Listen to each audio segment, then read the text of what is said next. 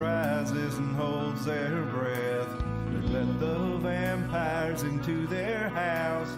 Pretend they don't see when the teeth come out. Put a band-aid on their throat. No one wants to rock the boat. And no one wants to talk about it. You're not supposed to talk about it.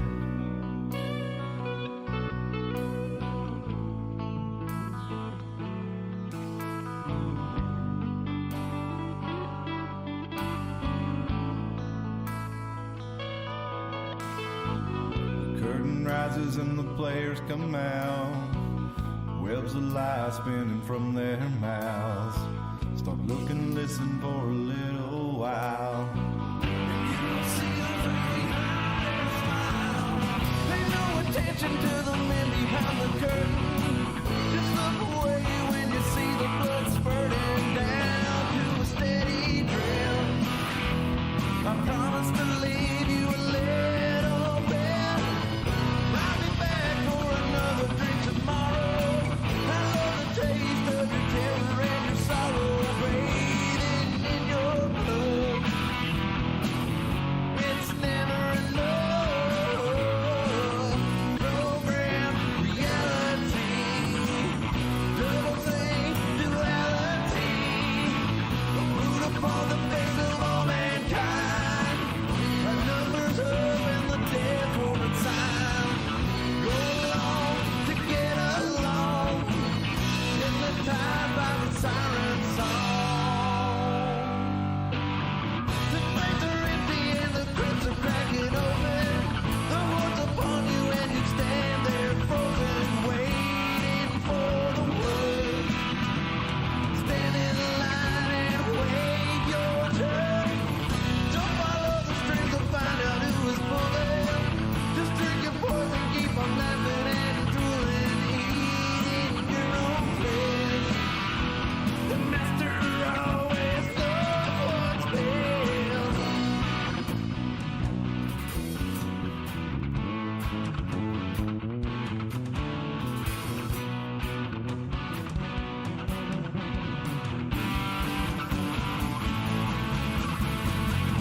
Worldwide genocide.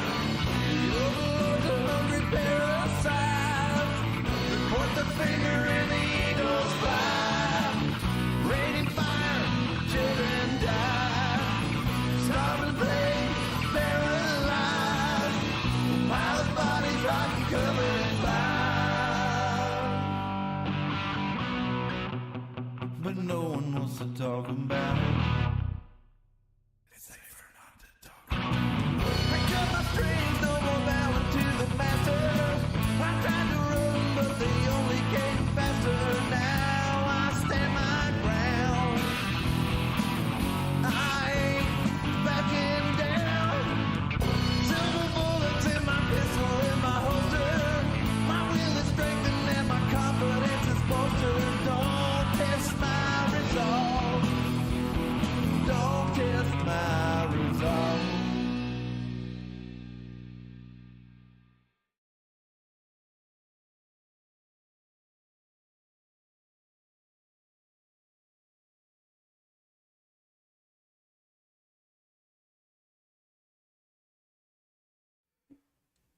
Uh-oh. Sorry to keep you waiting, folks. Complicated business. Welcome to the Iron Mountain Hour, okay? My name is Cliff. Hard bargains. That's right.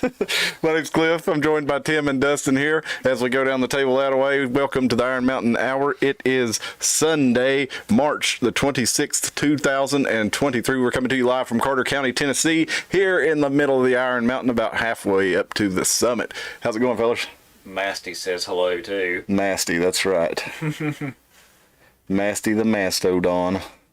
We've never included that. I didn't. We never have. The skeleton needs a name also, and it's got to be something better than Skelly. John.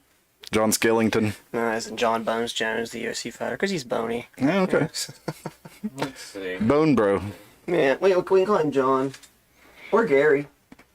Look at him, how happy he is. He's got big teeth, smiling. You can't really see him too much. Falling off, too. Oh, it has, hasn't it? I had a plastic Put the one poor that, fella like, back together. Like the skin was clear, and you'd put it together, you know. And those things shattered into a million pieces, and so slowly you'd take tape and hold them together, and then because it was supposed to be a science display, but you know we played with them because we were kids, you know, like trying to put the woman's baby inside the man statue, that sort of thing. And within like months of having those things, they look like horror structures, just absolutely terrifying with tapes hanging off of them, and their organs had fingerprints on them. I was watching this movie earlier today. It was a documentary. It was recommended by my buddy Hal called Vernon, Florida. And it was made in 1981. It was just a camera crew interviewing a handful of people from a random small town down in Florida.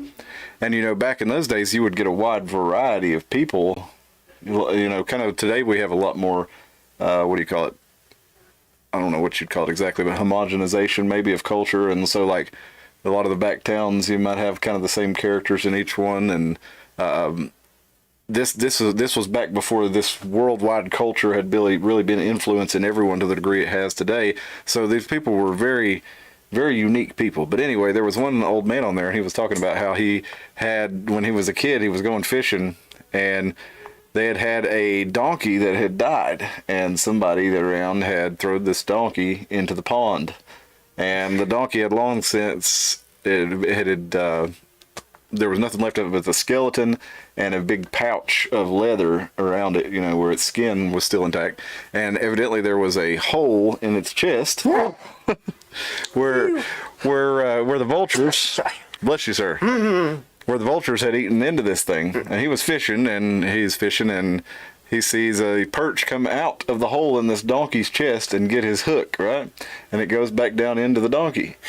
And he loses it, and then he gets snagged on the rib, and he's trying to pull it out. He has to cut his line, and he says, well, I know what I'm going to do. He goes down in the pond, and he pulls out this donkey, dead donkey, skeleton and skin, and it's full. He said 63 perch were inside of it. So do you really want to eat dead donkey perch? I don't know, but pretty smart. So now we know how to catch perch. Yeah, there you go. Just throw a dead donkey in there. What's up, Alvin? We were late because, Yeah, complicated business. That's yeah.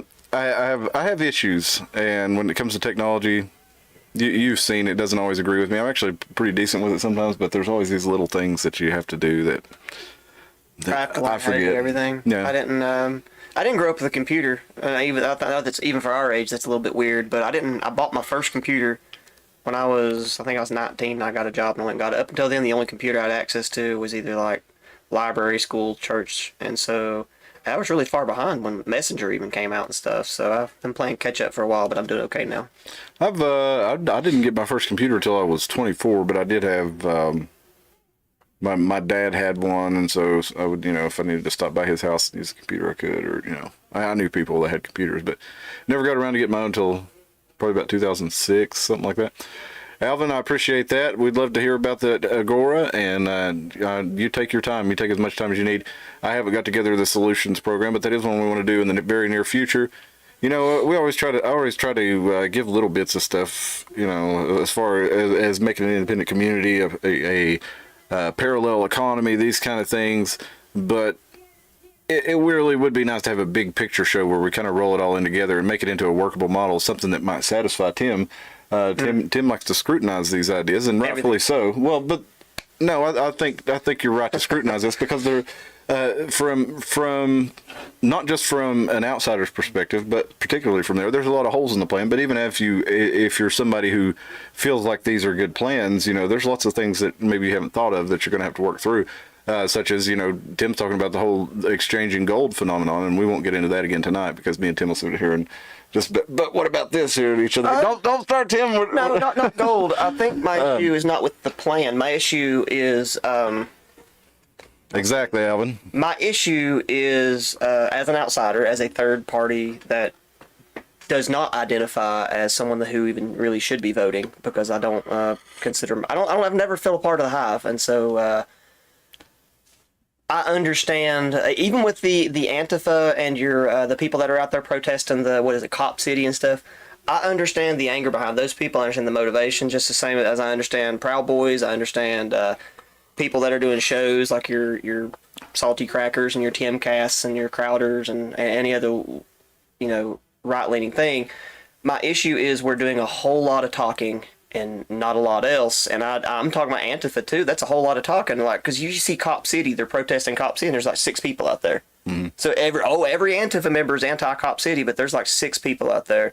And so both sides of the fence seem to agree that the government's fucking up in a lot of ways, but everybody just wants to sit and talk about how we can fix it and then expect somebody else to fix it, including me, because I'm not leading this shit. So. Well, I'll tell you, the purpose of this show is not here to tell you how you should vote. That's really not it at all. It is. You shouldn't if you live in a city. So there you go. It is to tell you how to vote if you live in a city. I do share some of my political philosophy sometimes, but that's kind of secondary. Honestly, the whole idea behind the show is to show you what these people are doing to you and take steps in absence of a political system to be able to avoid the overreach of the government. And those are kind of the solutions that I'm looking for is, sidestepping the whole thing. Not necessarily. I mean, it's good if you can affect your local community with an election, good. But the main thing is you need to build a community that is capable of sustaining itself without outside resources and funding, and that's the difficult part. And it's like I said, it's almost like that. I think it was a Family Guy it was a South Park where all the hippies are getting together.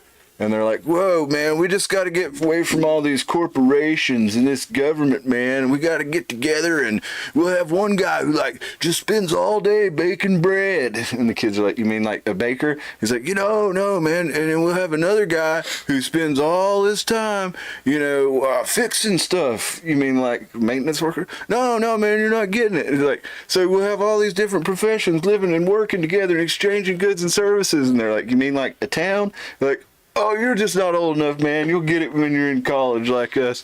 But I kind of feel like that's a lot like what we're talking about here. Mm-hmm. But at the same time, the whole point is the power that has been embedded in each of these structures over the generations have basically made them the only game in town as far as that goes. Mm-hmm. So even if you do manage to work your way into the power structure, it's so difficult to actually change anything from within. Because in most cases, the powers that be, and whatever it be, whether it be your local county or your state or federal government, the people who are in there are embedded and they are trying to control who else gets in there. So that's the whole thing about it is there are ways around it. There are ways to live without it. There are ways to build communities that don't rely on it. And I mean, it's not like, a lot of these guys are like, oh, well, just don't pay your taxes. And well, that's just not the way to go. So. Yeah. My issue, and I promise it's always positive. I really don't sit up in the stage like the old men with the Muppets and just, and laugh and not offer solutions. I have plenty of solutions. No one wants to hear them. And so, it's like we all have this idea that we're going to buy a gigantic chunk of land and then a good group of people are going to move out there and you'll have this utopia. And that sounds great, and I applaud anybody that could make a breakaway civilization on that level. But your average person just absolutely can't do that. You've got, a town and then a city and then all these roads connecting, and you're never going to have your own city. So it's really how do you survive in that situation, I guess, because when the hive goes mad mm-hmm. and decides it's going to start burning the hive down and you're a part of it, what do you do? And that's the question I posit to YouTube, And again, that's the whole thing is that's why you don't want to totally separate from what the society that you're a part of now, because you, like I said, you have to make sure you're doing something. I hate to use the word, but sustainable. If you totally cut yourself off from the rest of society and you're just out hunting deer and growing a garden in the woods, it's going to be hard to get the things that you need, or I don't know, maybe that's all you want. But I mean, as far as healthy. Yeah, that's what I was going to say. As far as building a community with relationships and families and large populations, I mean, there's a reason that we built the counties and cities in the first place, because the weaker among us need kind of the stronger among us to protect them. And not only that, you have the able-bodied need, always are the ones that have to do the work. There's a lot of people who are not able-bodied, whether they're infirm for being old or, crippled or feeble or young, whatever it is. We kind of build these structures and, I guess these power structures, these governing structures, to support those people. Because for the most part, like guys like us, we really don't need a whole lot of. I mean, we need assistance from other people, but we're able to trade our services and strengths. I'm just saying, even in the economy we have right now, like. Well, no, aside from economy, I mean, like you were saying, groups and us guys like us can take care of ourselves, and I've really developed a big, I wouldn't say worry, like a concern, because my entire existence has been, how can I live alongside of people but be kind of by myself? Because it's not that I'm a dick. It's just I'm like a werewolf. I acknowledge that I shouldn't be around people most of the time, so I isolate on purpose. But the more, and this is why I think y'all should trust what I'm saying. I don't like being around people. So as an isolationist who only comes out to, and it's not because I don't like people. We don't interact well. It's just that way it is. And the more I'm alone, despite me knowing that's the way it needs to be, I get really depressed. So using that as an example from somebody who wants to be alone, I really think people need to be around other people, and they need to socialize, and they need a community. And for the God's sake, this shit has to go away. Like, this is the single reason that we're not communicating. I believe this is, anyway, it's a big rant I can go on, but like, I really think that is the biggest problem with humanity, is this thing that we've become a slave to. Yeah, well, and you think about why a lot of people wouldn't be able to live in a community, like say with the knowledge that we have and the technology that's available to most of us as individuals. There's stuff that we could use. We could live a good lifestyle. What would have been a good lifestyle for 100 years ago, very easily right now. Mm-hmm. You know, we'd have plenty to eat. We'd have plenty. I don't know with the population increase in the states if that would be the case or not. But you know, there'd be. You could have a farm and use 1900s technologies, and as long as you didn't have to trade with the outside world, basically, you could probably take care of yourself pretty good. But that's those things that really tie us together are these things, and these things, the computers, what separates us. It's what ties us to the world. It's what keeps us from going back to. It's like, do we really need could you've seen the memes a lot of times. Could you live in this house without power for a whole year for $500,000, no internet or whatever? And it's like, you know, that sounds like an easy choice at first, but to a lot of people, they probably wouldn't make it. Couldn't, because they wouldn't know how to function. And that's why the question is, at first it seems really simple, but it's actually pretty profound. Mm-hmm. Could you live in this house with, do you need the internet? Do you need video games? Do you need television? Do you need a cell phone? No, you don't need it. But why do we want it so bad that we're willing to, give up existence with the natural rhythm of life, good relationships, communities? Why do we feel like that's so necessary? Yeah, that is it, but... We got a lot of chats. We'll get to. Yeah. Sorry about that, guys. Go ahead and catch up on those. The Amish, you're right, Alvin. That's what I'm talking about. Like the Amish. Well, I guess you can weigh on this. This is a tool, right? So this can't inherently be evil, right? So this should be whatever we decide it is. Like this computer here could just be an Excel spreadsheet, or you could decide you're going to blow up a country with it if it had the right program and a missile attached to it. And the Amish decided, I guess seemingly arbitrarily, to stick at one weird period where they didn't have certain amenities, but now they're allowing cell phones and stuff because that makes their life more convenient. Are they?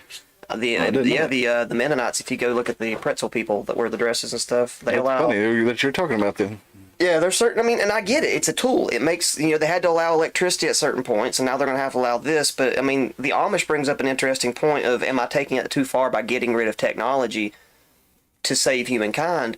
But like, what happens when you get a tool that you can't say no to? It's like crack. Mm-hmm. Like, can we eventually get over what this does to us, which is essentially, it turns us into a gigantic narcissistic beast that just wants to sit there and jerk off, eat sugar, and die quickly? Yeah. Hey, Alvin says if it can't get past 10, what good is it? Yeah, exactly right. I'm an ass, so nah. Well, but I'm not an ass. I'm just I just don't click with the hive very well. Well, you've got a pragmatic mind. I think is what he's talking about. The new title, the Iron Mountain Hour, featuring Timcast. Yeah, that's right. We have our own Timcast. I'd love to argue with Tim Full. That would be great. He would not like me. Oh yeah, he would. Yeah, I'm the negative. I think you guys would get along great. I'd be like, so Tim, tell me in less than 10 words why communism isn't great. I don't think Tim is big on communism. Let's see. That was his first big thing though for a while. Was He was a leftist in what you call it? convert or whatever. He switched. Wall Street. They made fun. They told him to quit chewing on the red pill and swallow it already. Yeah. So he eventually went. He's a well. That's funny though because he's a centrist. And I've caught his show a few times over the last couple weeks, and he's been really pushing for Trump really hard, which I think is kind of funny. But when you think about it, Trump really is not very conservative or right wing. Trump's like Bill Clinton. Could Tim Pool be CIA? Oh yeah, You think? sure. I actually think so. Sure, I mean, he could. y'all call me crazy, and I'm okay with being crazy. I don't know. I'm just always really suspicious of people Yeah, get sure to he a could. certain level.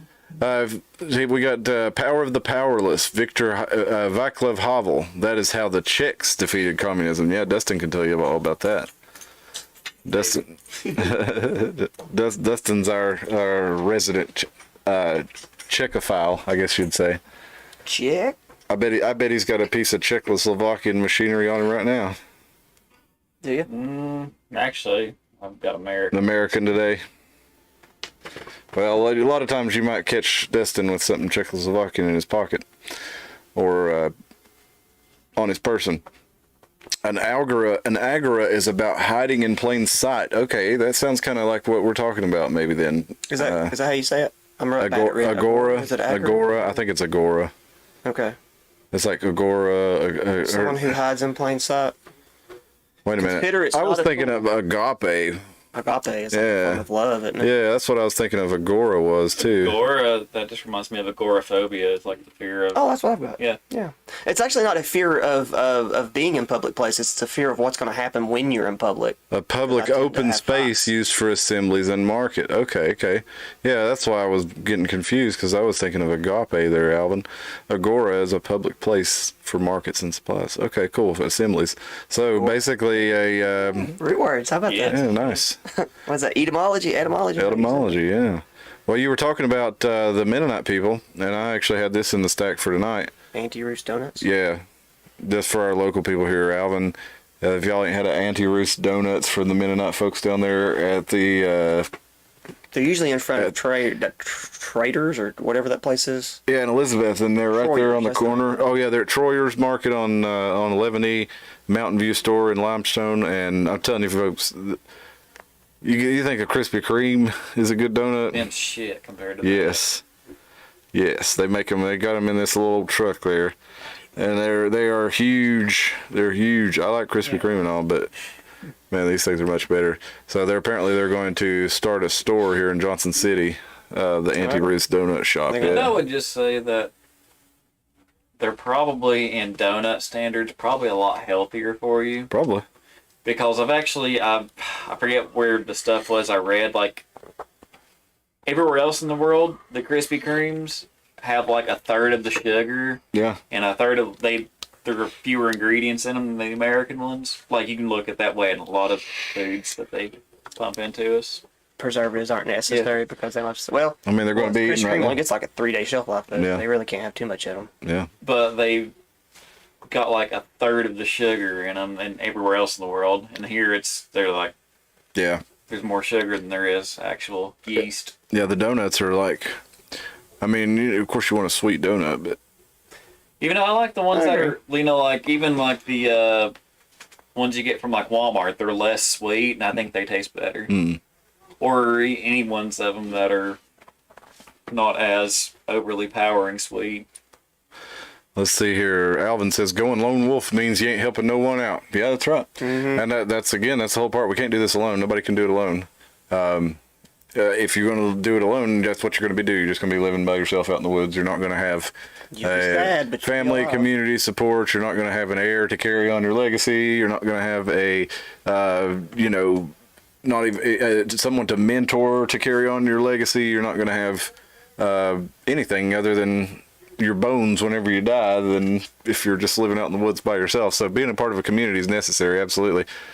Joe says, let's see BB go hunting.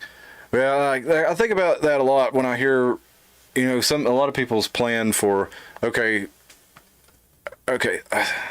it's hard to break down because there's this idea that it's all of a sudden just the shit's going to hit the fan and then we're all going to know it's go time and, we're just going to go to the woods and we're going to hunt deer and we're going to fish and guys, if everybody just went to the woods and started hunting deer, we'd be out of deer.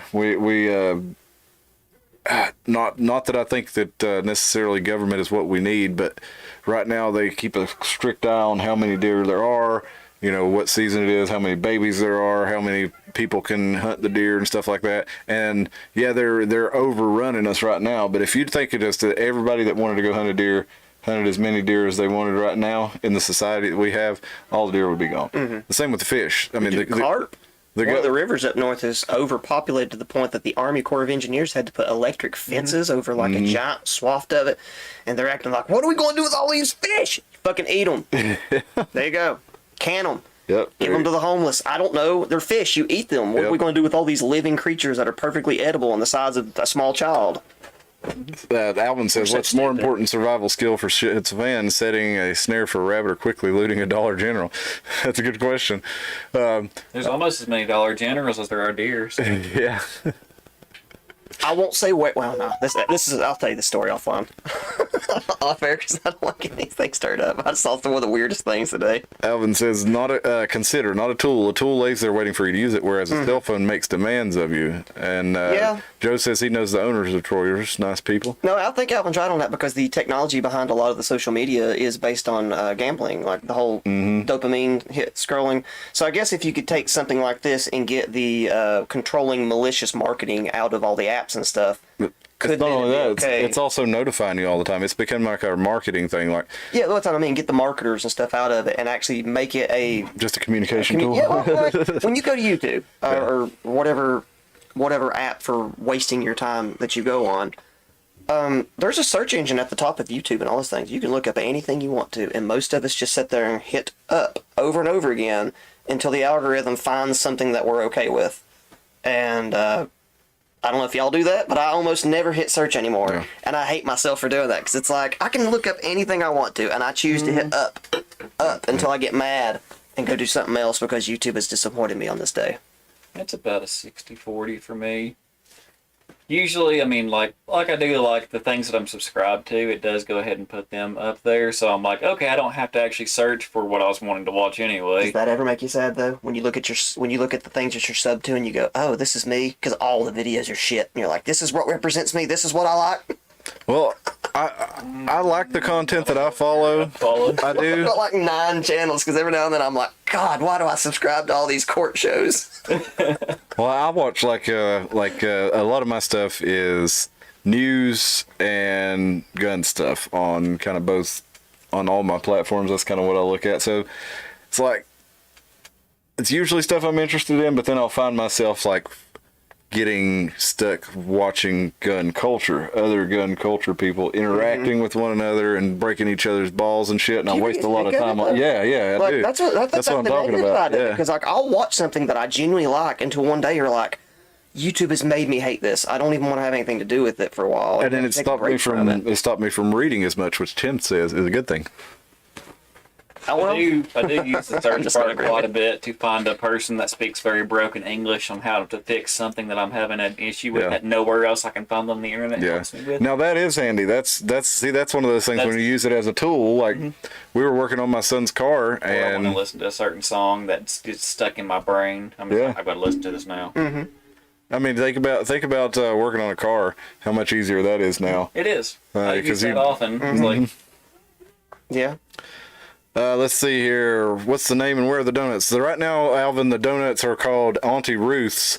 Is it Auntie Ruth's? Is that it? Yes. Auntie Ruth's, and they are on 11E next to Troyer's store.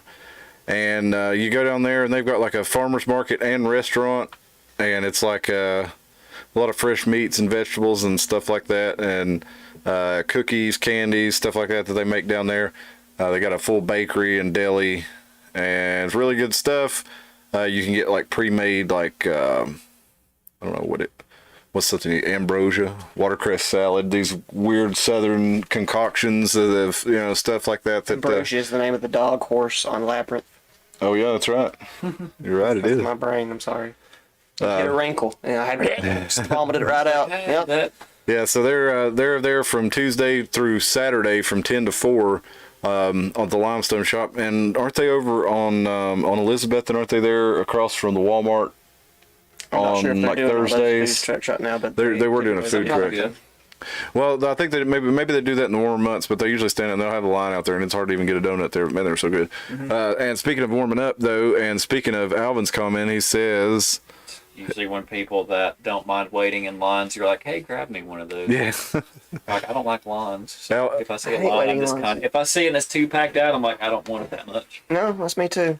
Alvin says, us old men can't do what we were when we were younger, but we can still help guard the ammo dump while you young bucks do your thing. And that reminds me, we've got to schedule an Iron Mountain Hour Second Amendment Day again. That was a lot of fun last year.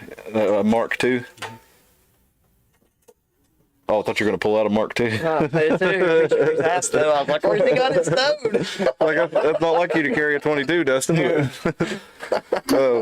But yeah, we had a lot of fun doing that last year, and I think I took the video down on YouTube, but it still is available on Rumble because YouTube had a big change with their gun policy, and like you can't insert a magazine on camera now, or you can't, there's a whole lot of rules. Like, and I'm not sure if we did any of that because we shot throughout the day and then just compiled it. I'm sure somebody inserted a magazine at some point in there.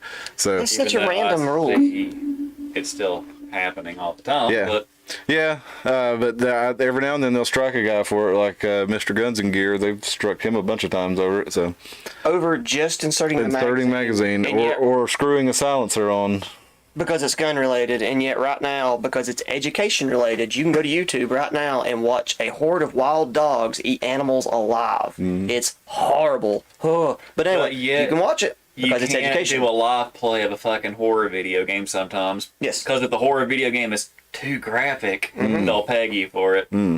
There is a world of violence on YouTube that you have no idea probably exists, and it's all animals fighting and all kinds of very unethical behavior where people are pinning like rats up against each other. It's basically cockfighting. Well, dude, but it's on YouTube, and yeah.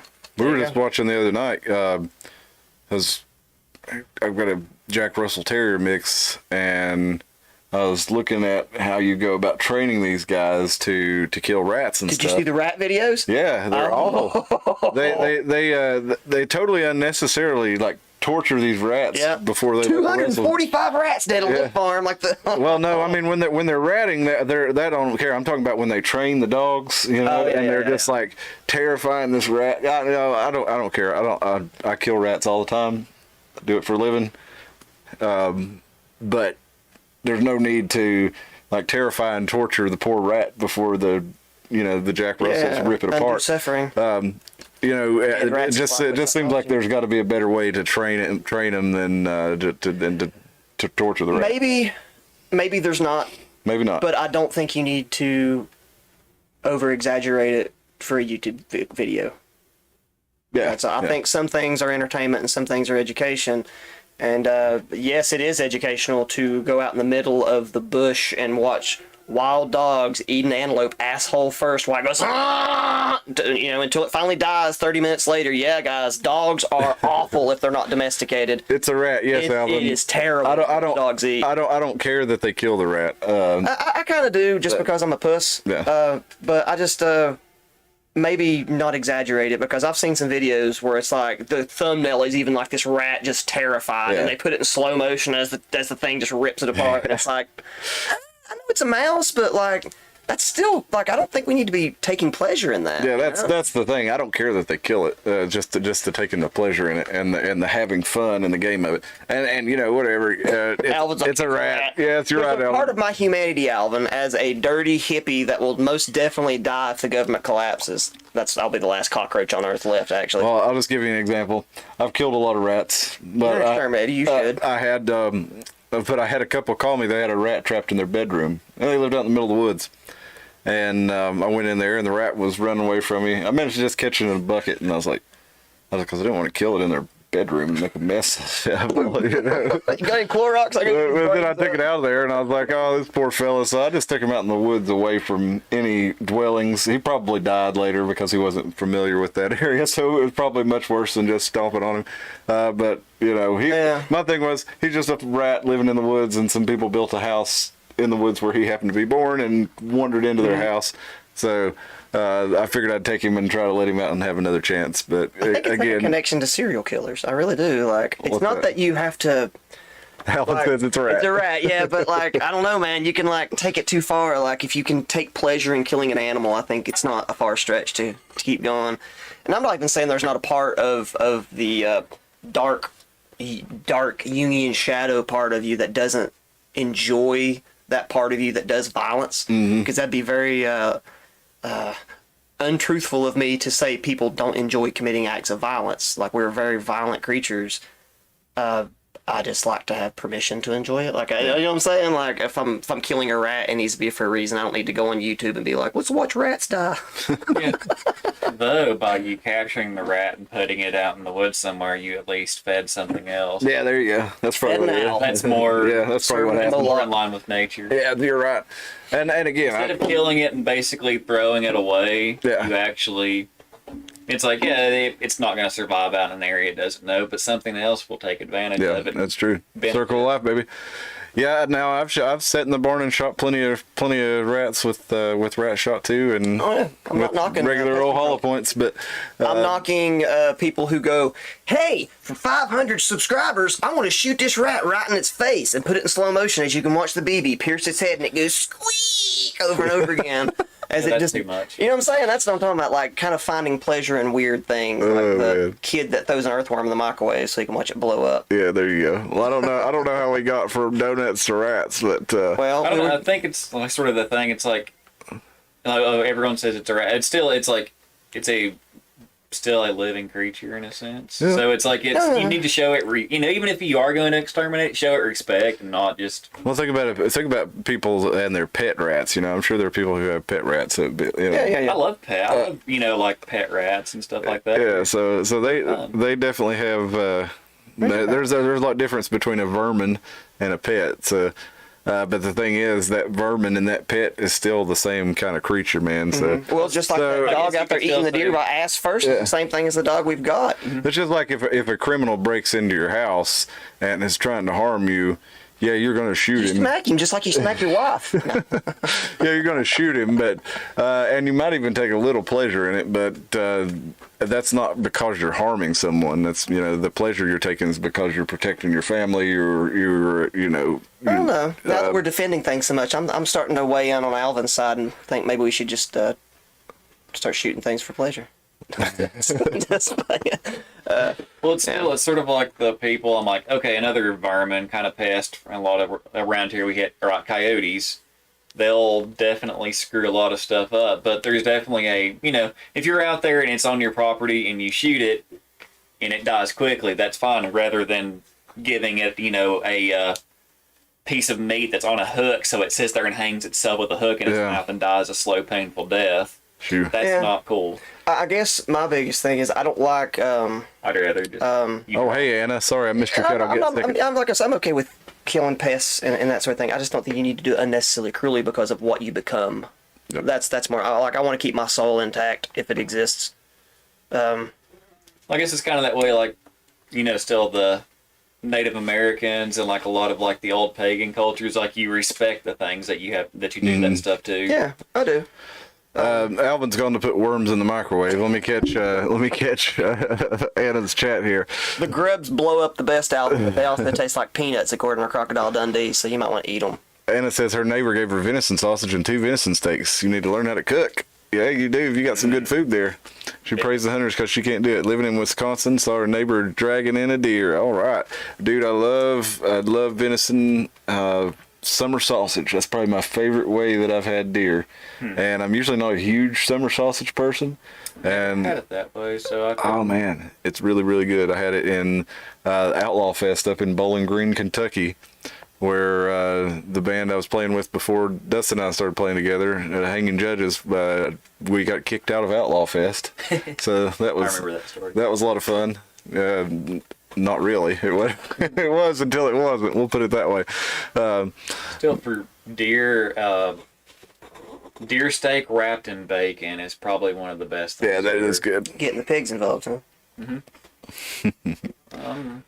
Yeah, you can go turkey if you want. Alvin wants to know what time's dinner for Anna. She's got the venison sausage. You'll cook it for her, won't you, Alvin? You got Also, kicked out of a bowling alley once. You got kicked out of bowling alley. I got kicked out of Bowling Green. We're brothers from another mother, Alvin. Antelope and elk is good too. I can't say I've ever had that. They're definitely, it's like, to do things if you like burgers, you definitely have to mix them with beef because lean. they're too lean and they just, unless you want it crumbled and done in like, ooh, I never thought it's like Loose meat sandwich. I just need to get a hold of some and like do it like crumbly and make hamburger helper with it. Yeah. That'd be great because it wouldn't be as greasy. Deer taco or antelope Elk or tacos. deer, yeah. Antelope tacos. Ooh, that would be great. I don't think I've ever had that. Nope.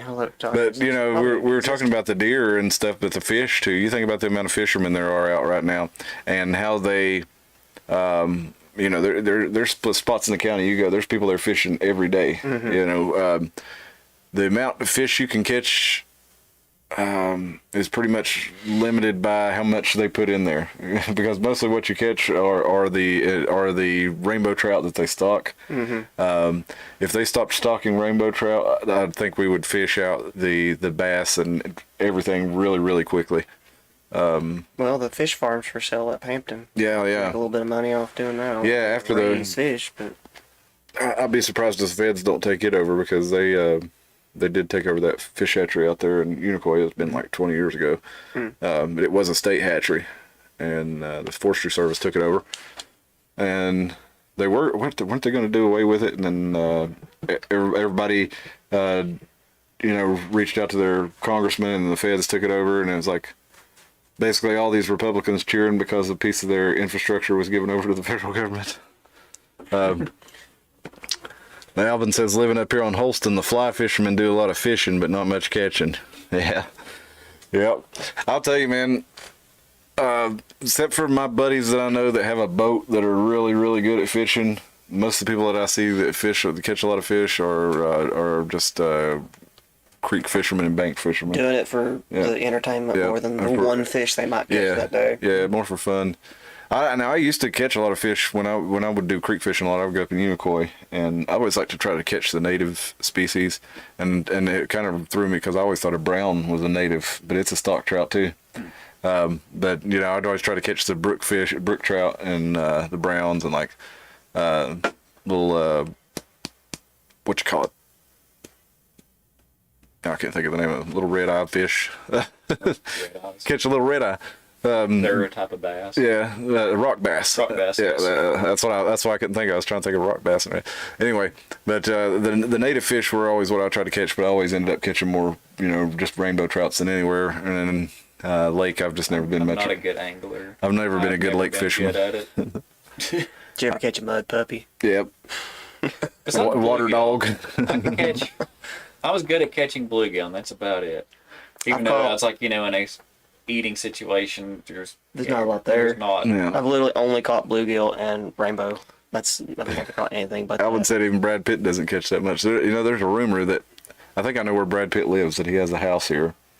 Oh, yeah. I know he has a house here, but I don't know where it is. Pretty sure I know where it is. That, you know, since this is a free for all, I will tell you on that about when in my younger days I had a friend that had just been through a horrible situation with a woman from his past reaching out to him and saying that that she had a child who was like 13 years old that was his, and then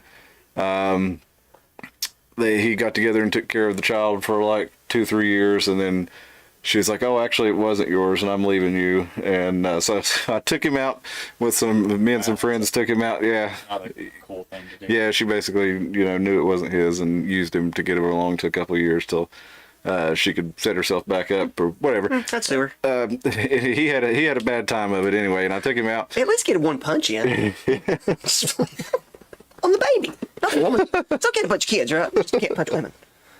Oh, I took him out to, we went out to Bailey's, I think it was at the time, the sports bar there in town to watch a fight. And just as a joke, I told the waitress that he was Brad Pitt's younger brother, because he kind of favored Brad Pitt in Legends of the Fall, or A River Runs Through It.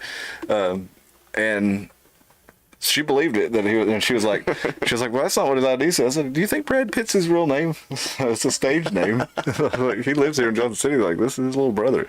And anyway, actually convinced this chick that this was Brad Pitt's little brother, and Mike had the temerity of character to let her know that he was not before he took advantage of her. But yeah, I thought it was pretty funny. But he does allegedly live around here, and I think I know where his house is. But Alvin says about a mile up from me on the other bank. Yeah, now I've heard that too. Now that one, you live over in Sullivan County there, Alvin. So you're probably talking about the same place I am, and I know about a mile away from where you live. Now we know where Alvin lives. We're gonna marshmallow peep your house this Easter. Well, Speaking of things in microwaves, and you said peeps, have you ever had a peeps war? no. No. Okay, you get. It didn't work if you don't have the microwave that does, which most of them have the rotatey thing because it makes it more fun. Mm-hmm. And you'd stick 2 peeps in your preferable color. You can even do the bunny if you wish. You stick toothpicks in them, and whenever you put them in the microwave, they start swelling. And whichever one pops the other one first, you win or lose. Okay. The toothpick comes out and pops the other one? No, they swell up until they touch each other. Whichever toothpick pops the other. Okay, gotcha. Never done that. It's A good way to kill the time. it's entertaining. It's better than putting worms in the microwave. Yeah, They blow up better, and God don't let stock you for it. and they don't smell as bad. I'd like to remind y'all to go check out our buddy Wilbur's Toxic Teas Facebook page. There he is, the Kill himself. He had a dream when he was a young man that he would, and actually this is it. I wish I'd have talked to this story. Got into this story with Wilbur when he was here because it was such a good story about him. I don't know if he would say he'd get kicked out of the Army or if he quit the Army. But he was like, no, I don't want to be in the Army. I want to drive a hearse and sell T-shirts out of it. And that's exactly what he did. And he started Toxic Teas, and he's making art for people at East Tennessee Designs. And so if you're local and you need your T-shirts done, and well, he'll ship them too. But need T-shirts done with design work, that kind of stuff, printing, vinyl, stickers, he can definitely help you out with that. So check out Toxic Teas. Let me put him back up there again.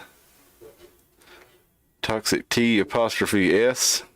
And also look out for his Vodka Moon promotion. That's his vodka and moonshine mixed drink already in the bottle, mixed up. It was pretty good. It'll get you. Now this On you. this came up in my Facebook memories from 2017. It's hard to believe that was that long ago. I know. That was a fun day. Dustin and I went and played the Inn at Wise, the historical inn there. It's like a 200-year-old hotel up there in Wise, Virginia, and Dustin played the mandolin for the first time. I don't know if it was the first time. Oh, yeah, That's the first time he played it on stage. First times, yeah. Yeah. It's been the And, only time I played a mandolin live on stage. Yeah, so yeah, normally he would bring like a U-bass when we would play this kind of shows. Tom. Oh, really? That was one of the reasons I bought it. Oh, that's right. Yeah, you got it right after It this. was like 2 or 3 months after that, and then we never played another straight up just acoustic show. Yeah, Let's yeah. do it again. Yeah, we tended to rock out more than we did the acoustic stuff, but it was fun too. I actually even said it in the comments. Goff just said, I'm seriously considering buying a fretless cala bass. Oh, really? Like, if you look at this one right here, somebody says Goff looks odd with such a small instrument. Oh, yeah. In your comments, it was odd. Hey, okay. Well, Well, he did.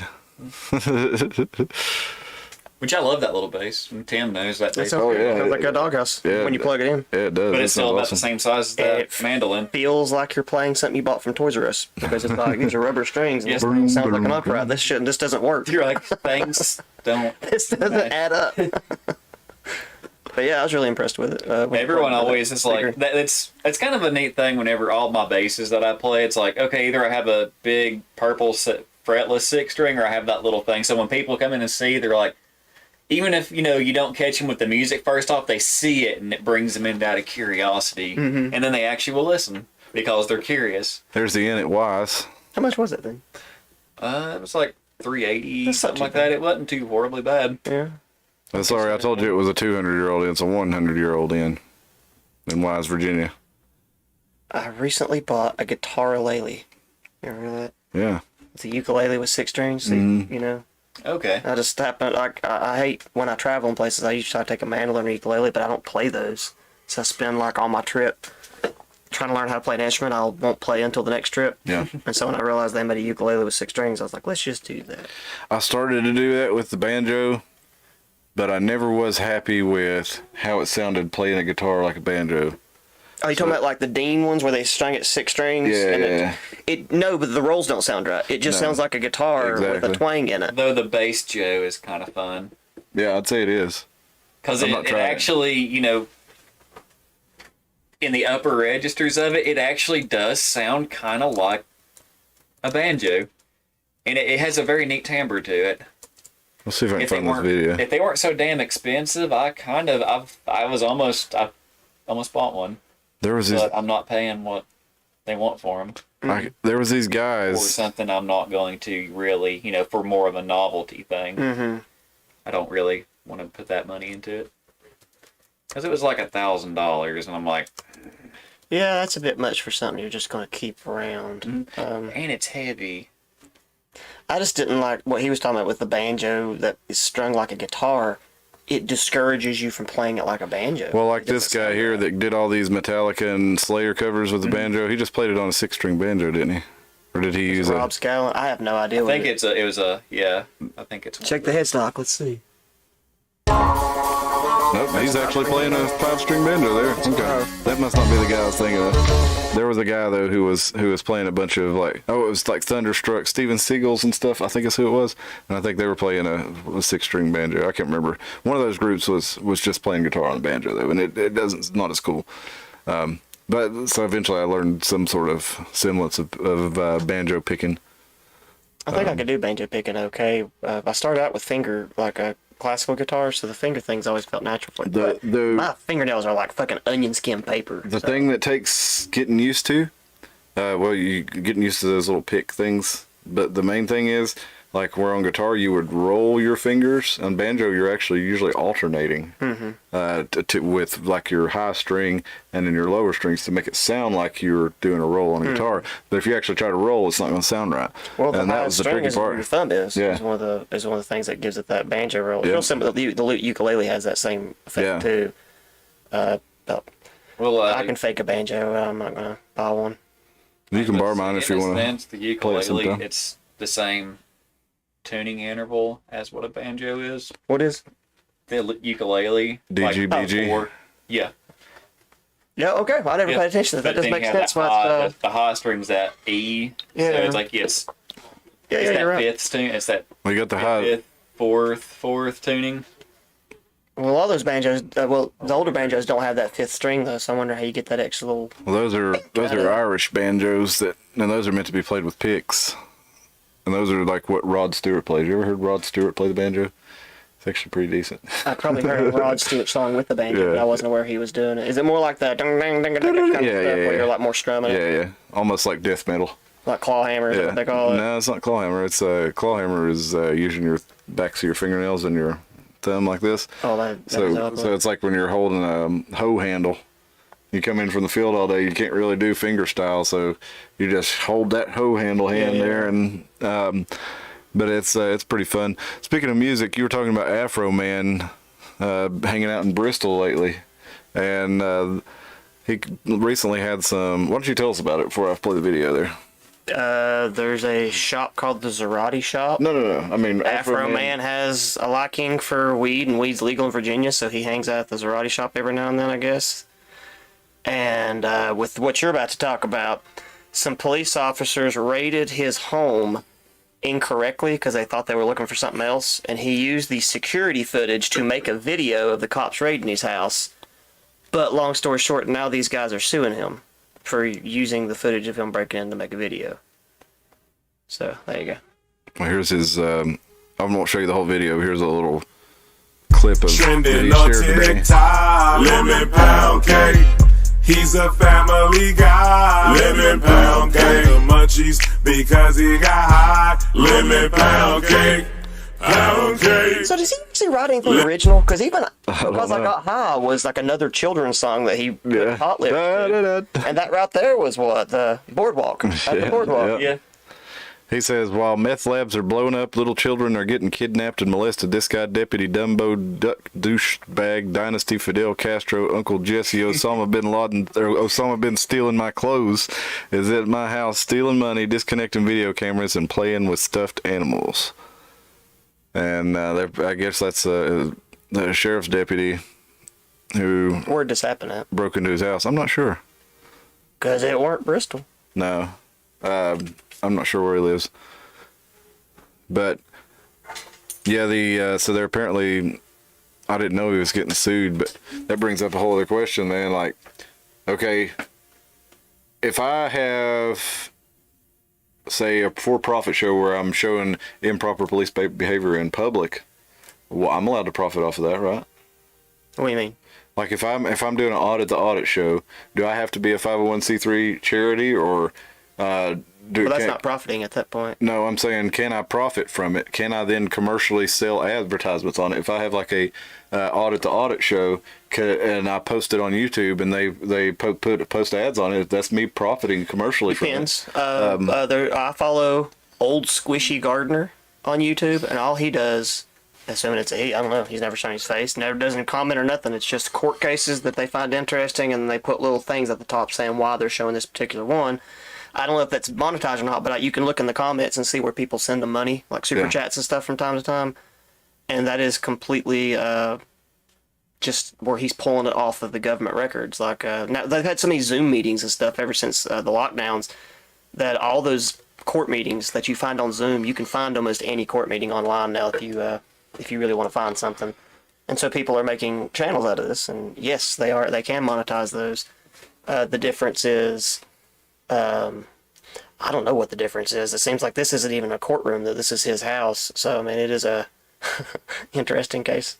Alvin says he'll stick to the worms rather than putting peeps in the microwave. And You can have worms fight, too. I bet they'd fight in the microwave. Put them close enough together. Alvin says, think I'll stick to the worms. I played a recorder once. Spills plays the cowbell. Y'all should get a band. Yep, there you go. You and B got a band together, eh, Spill? Says a cowbell and a recorder. Tenor banjo, yeah, that's right. The tenor banjo. That's your first song, guys. That's another name for the Irish banjo. The Irish banjo is another name for tenor banjo. And Spill says, but seriously, I played Doonbeck drum and Doombeck drum. There you go. Spelled it correctly. Hey, it's so nice to have you with us, Spill, and I hope you're still out there. What instrument do you play? Banjolin. You ever seen one of those? Yep. I have. I've seen a banjolele, a gitjo, or a banjitar. Depends on what the company makes it, what they call it.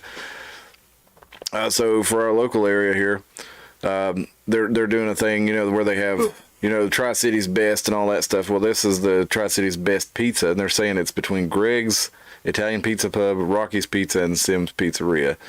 One of those are all in Johnson City, or right there in the Johnson City area. Those are all pretty good pizzas. What kind of pizza do y'all like the best? I don't know. What did they put it up there? I think. What were the contestants? Greg's Italian Pizza Pub, Rocky's, and Sim's. Now, Why? yeah, I don't know. My favorite right now is Rock's wood-fired pizza. I've heard of it. Because it's right beside the Toyota dealership. Yeah. I've never. It's in Kingsport, right? No, it's on the Motor Mile. City. Johnson City. Oh, okay. I've not been there, but it's always been kind of appealing because whenever I leave the dealership, I don't have time to go. Smoky Mountain Baker's is pretty good. Oh, but they're yeah, not Smoky Tri-Cities, Mountain. I guess. I've not had that. Oh, God, that's It's good. like if you took Scratch and you took all the judgmental lefty part of it and said, go away. Yeah. We just want pizza. Because I'm sorry, Scratch. That's what Y'all are Rock's is. assholes. That's what Rock's is, too. And, they do like wood fire, and they also make good bread and breakfast. Nice. During COVID, I'm sorry, I'm shaming y'all. 'Cause I don't know if Scratch ever opened back up or not. I don't think But we they have. pissed me off, man. Passed it the other day and I didn't even notice it. No. Ever since that one dude, the They're not original dude died, they started like making all kinds of like weird amendments to the schedules and doing all kinds of weird stuff with it. So I felt like the spirit died when that guy passed. But during COVID, they had this weird thing where they would be open and then not be open. But when they were open, I swear to God, you weren't allowed to be 6 feet from the building. They would bring a stick out there and hand you your thing through the window. It's the most ludicrous shit I've ever seen in my life. And meanwhile, not a single person, every single person in there looked like they hadn't washed their hair in 6 years. And I'm sitting there thinking, you guys, I've put up with your dirty asses for over 15 years eating your pizza.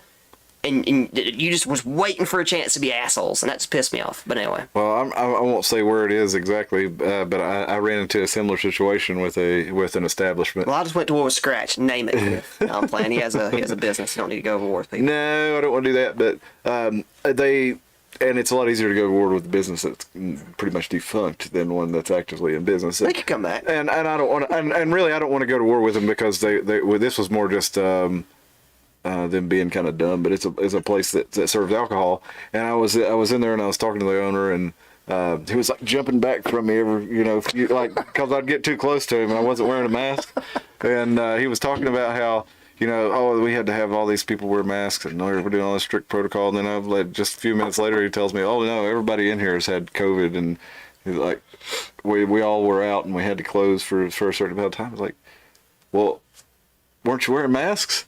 He's like, yeah, well, it didn't seem to help any, but like he still wanted everybody to wear masks. He made everybody that wear masks come in the building. All their staff wore masks. They all got COVID, but he's still like, y'all have to wear a mask, or jumping away from me like just me being in my presence is immediately going to get him sick again. Like, It's like, I even get that. Like, if you have, like, let's pretend for a second, the people in Scratch working all have, like, autoimmune diseases and stuff like that. I actually, I know quite a few people who really lost their shit during COVID because, their immune system is garbage.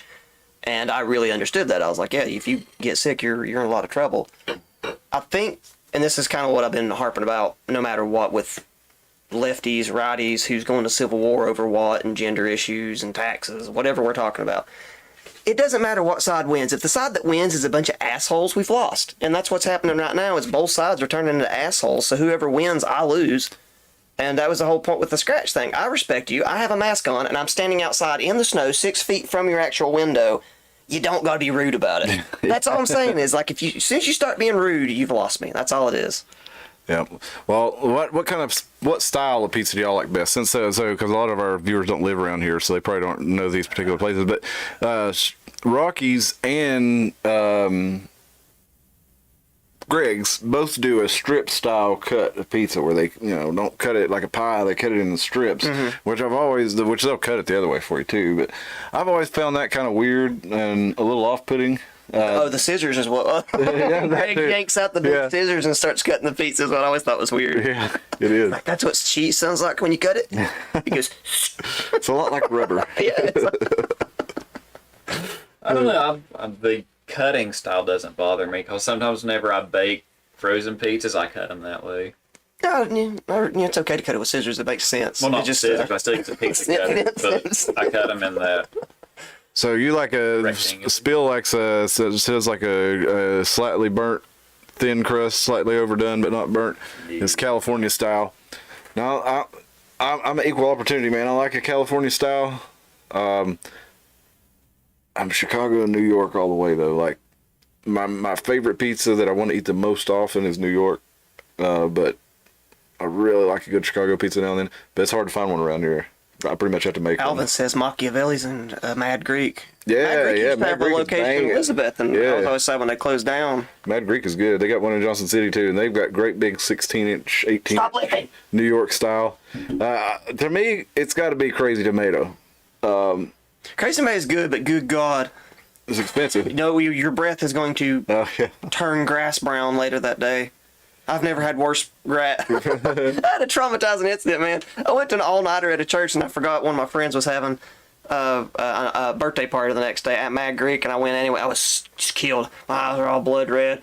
And I remember thinking, the only thing I can do is just keep eating, and then I'll stay awake, and nobody will be mad at me, because I was afraid if I laid my head down, I'd fall asleep and they'd be mad at it. So I just kept eating. And I went home that night, and I shut the door, and my breath and farts were so bad I woke myself up from my sleep. It was that, and I opened. Shoving yourself. Yeah, I was like, oh my god! I opened the door, and it was so bad that when my dad got up for work that morning, he came and closed my door back at 5 because it was still lingering. He was like, "That is disgusting. What did you do in there?" Oh yeah, the Black Olive in Elizabeth, and oh yeah, their pizza's banging too, dude.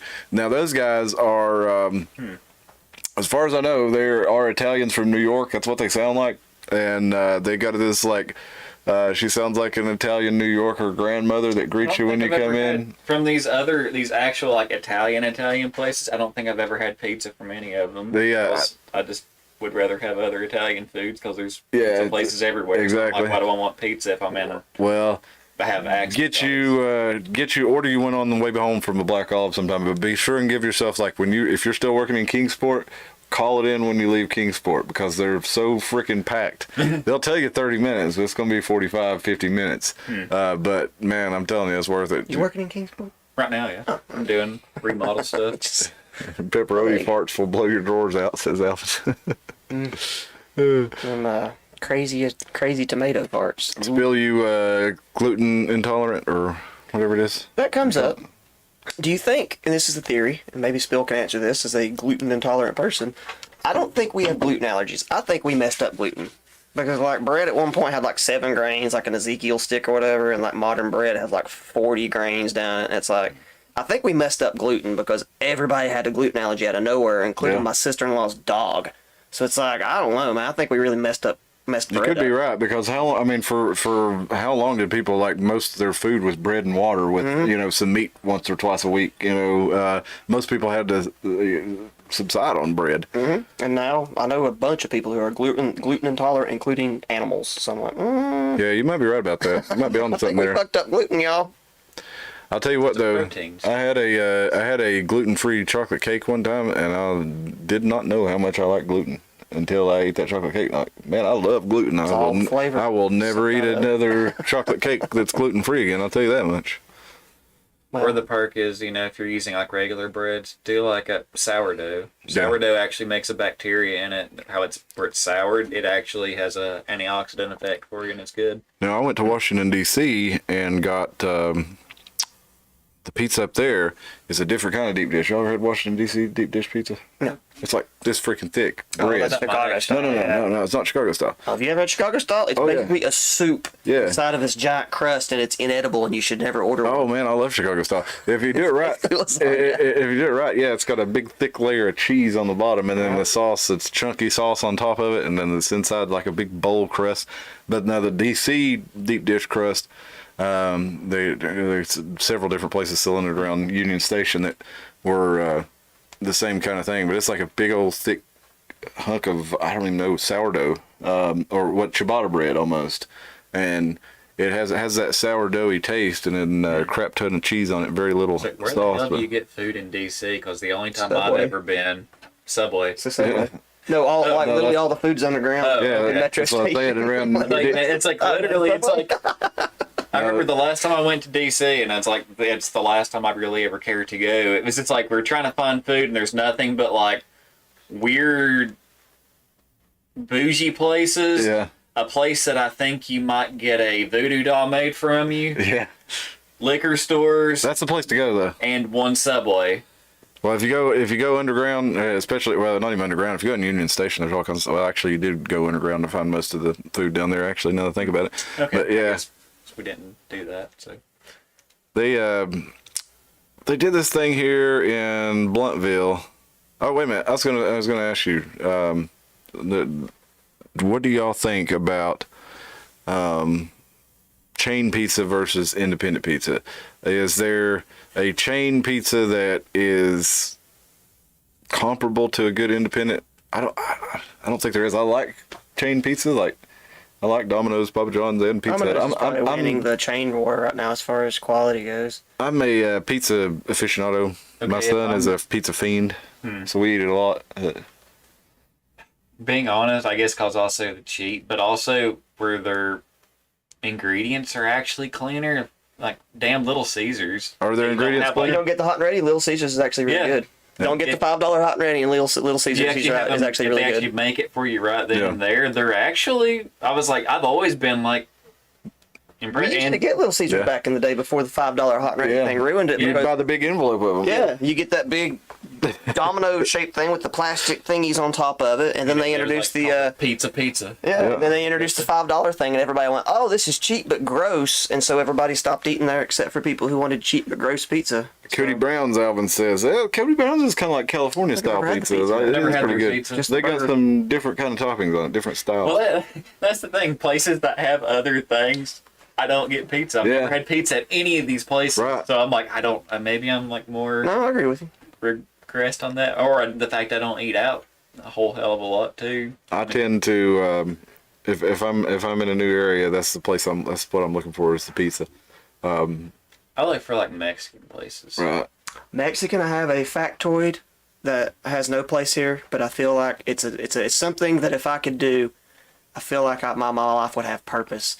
The Mexican pizza at Taco Bell should not be called the Mexican pizza. It should be called the Navajo taco. Because if you go by, Google Navajo taco sometime. It's just a I'll Mexican do it right pizza. now. A Mexican pizza is just a Navajo taco, which they don't call themselves Navajo. They call themselves Dene. But, you know, I'm just saying Mexican pizza is not correct. They need to maybe throw a little credit where credit comes from, because it's just a Mexican pizza. It's just Hi, Amy. Oh, fry bread. Okay. it's just fried bread with all the crap on top. It's a Mexican pizza, just smaller up there.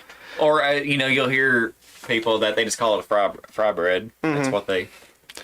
Well, don't they get in Mexico though? When you get a taco down there, isn't it normally like Well, Navajo are in America, carnitas though. and no? I'm just saying like we get the idea of that being a Mexican thing, but like don't they do like this carnitas and radishes and onions or something It's like always just a warm that laid on an open tortilla on tortilla? what's a big hot rock, and Yeah. they cook the chicken on it and stuff. It's very simplified. Any country that you go to, the food is basically like if you have the American version of it, like take all the ridiculousness out of it and simplify it down to a very, very simple form. That's usually what happens, including pizza. Pizza is incredibly bland in Italy, by the way. It's basically bread with like 5 globs of cheese on it and some tomato sauce smeared in random spots. That's one of my favorite. Actually not good, I'll be honest. See, I make pizzas at home all the time, and one of my favorite ones to make is with some homemade tomatoes, and I got some fresh basil. How evenly spread out, though? Yes. No, they don't do that. No. No, see, no. 5 blocks No. of mozzarella cheese. That's really 'cause they in weird use- spots.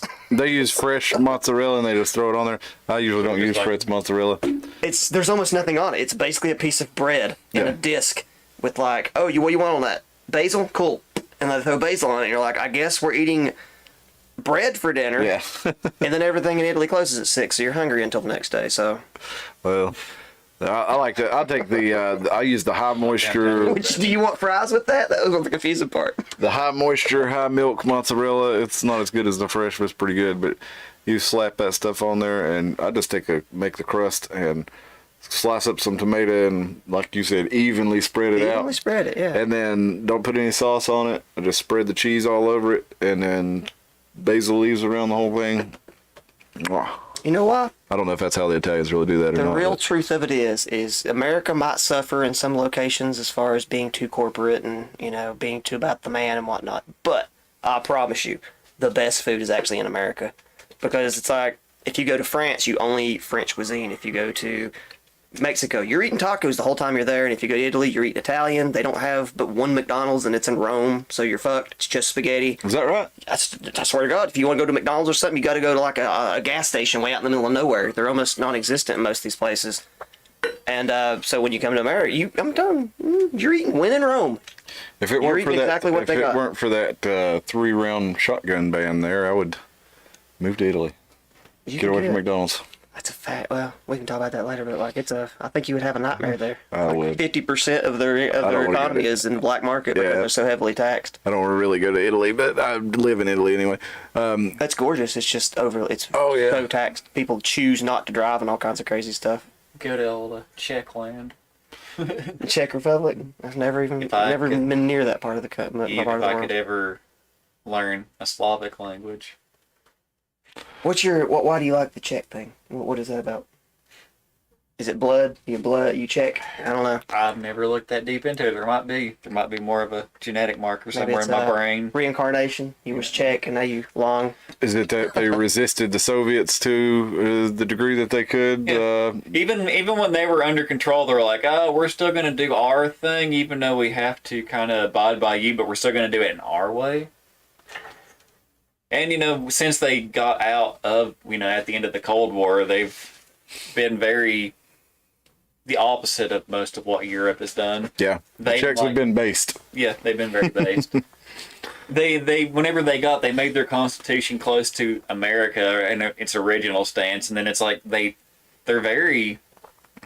don't give a fuck really about anything. It's like, oh, you go work in a field and you have like a machete and you can go straight into a bar with it over your shoulder and be like, set it down and have a beer and nobody cares. Well, you could do that here too if people still worked, but for the most part, we don't work like that in the United States. At least, not ever. Well, I just mean not everybody. That's like probably over there. You're probably working a lot more agricultural based job in or industrial. Either way, you're probably going to be less likely to be working at a data center in the Czech Republic than you are in the United States. They have a lot of that too. Do they? They're still Prague is one of the more advanced cities. Yeah, they're industrialized and technologically advanced, but I think they're as far as, like you said, Prague, that's the center of it, but I always think of a more of a agrarian society with an industry but that could just be my preconception of it. Well, I mean, I guess there is a lot of that too, because there's a lot of still, I guess, wildness in the civilized. I almost think of it like Pennsylvania. The Czech Republic's a lot like Pennsylvania. But, How so? I actually believe that the Czech Republic is better than Pennsylvania. oh yeah, it probably is. Well, Even on like the state, if you get like their state laws to their national laws, I'm pretty sure you actually have more freedom. No, I mean, I just think of it as like, you got in Pennsylvania, you got Philadelphia and Pittsburgh. You got your big government town, your big tech town, your big industry town over here, and then you've got kind of agriculture all the way out, and then you've got a lot of, not manufacturing, but like oil and gas and stuff like that. So It's a lot of beauty in nature in that country too, for Czechs. So it's a pretty place. well, let's go back. Together, but Oh crap! I don't want to record. Here we go. About screwed us up there, guys. That took us off the air abruptly. So I got one more I wanted to go over tonight. This is, we've talked a lot of shit about TikTok and stuff on here, and how it's fucking up the younger generations and the older generations too. And Same reason that we're letting it fuck us up, I guess. Yeah, because I think like younger people hear us talking, we got to get rid of TikTok, and you're like, oh, you're a insert whatever Gen Z word is for fuddy duddy or fuckface, whatever. A boomer. But it's like I look back at a lot of the stuff that I thought my parents and people were stupid for wanting to keep me away from. And I look back at it now as a middle-aged person. I'm like, yeah, they were right. That was shit. Yeah. That was poison in my brain. That was awful. Absolutely, and I've said that a lot, especially in particular talking about the Christian right and the left of the 80s and 90s with the music. Like they were honestly onto something about a lot of that stuff, but the way they went about it was totally wrong. And the churches of the 80s and 90s, they were very much right in a lot of things. They were right at identifying the problems. They were very wrong at the way they addressed the problems. And I think this is that's a good way to bring us into this because, TikTok has been called out, rightly so, for promoting material that is just brainless or even worse, things like the tics that people are doing, the Tourette's, the Tulpas. That's kind of, a girl saying like she identifies as a bird and she needs a bird cage at her house and she needs her, her teacher to refer to her as tweet and tweet self. It pulled a lot of. It used to you had to have like a small group of crazy people to find all this nonsensical shit, and they would get involved in it. But I think people are so bored that they're just borrowing from the crazy. Yeah, stuff now. and TikTok will show the crazy people doing their thing a lot, and then other people, because they got a lot of likes and views, they will say, well, that's what I've got to do if I want to get likes and views, or they may not even think it consciously. It's just kind of following the herd, like you were talking about earlier. We all want to be part of the herd. It's dangerous to be away from the herd. If you like, that's the reason public speaking. People have a phobia of public speaking because if you were, Shame. well, that's one thing. But like a lot of times, if you were in the village and you were being forced to speak publicly, it's because you fucked up and you were defending yourself, and you know they were about to come get you. Either you were the leader, or they were all listening to you, or you had fucked up and they were all going to come get you. So that's why you kind of felt that fear at the idea of public speaking, because you depending on which way the crowd reacts, they can carry you off on their shoulders or they can carry you off on a rail, or worse. So I think that's one of the reasons that we have that fear. But then like it's almost like this is the opposite of that, because you don't have the consequences of it when you're doing it online, of a crowd reacting to you that you feel directly, right? And you might have that later, but particularly for people who maybe don't have a large follower account and stuff like this, and they're trying to acquire attention, you know, emulating the people with large follower account and large number is the way that they do that. And you know, maybe it has less with them having a large following. They have less of the social retribution that they would get if they were to go in public and act like that.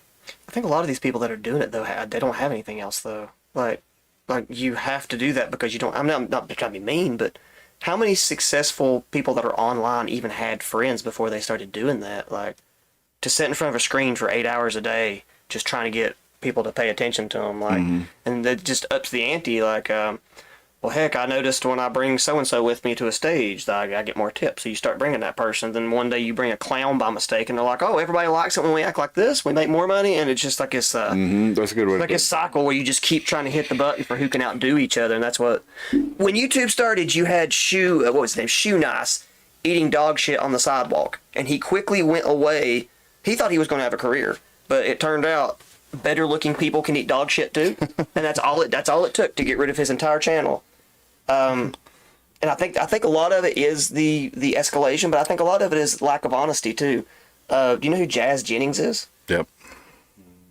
Okay, Jazz, for record, for anybody that doesn't know, Jazz Jennings is probably like the most recorded trans person alive. Like they've pretty much started like when they were young and they recorded, made like a show. And I don't know how old Jazz is now. She has to be in her teens now. She's an adult now, I think. She's an adult now? Yeah, or I say she, but... Well, the reason I kind of give her that one, I mean, like, she gone through the surgery and all that stuff. I'm not going to be mean to her, but, like, I actually kind of liked her because she was being honest. Like, the people that were filming her were trying to make her pretend like this was all, like, really pleasant. Mm-hmm.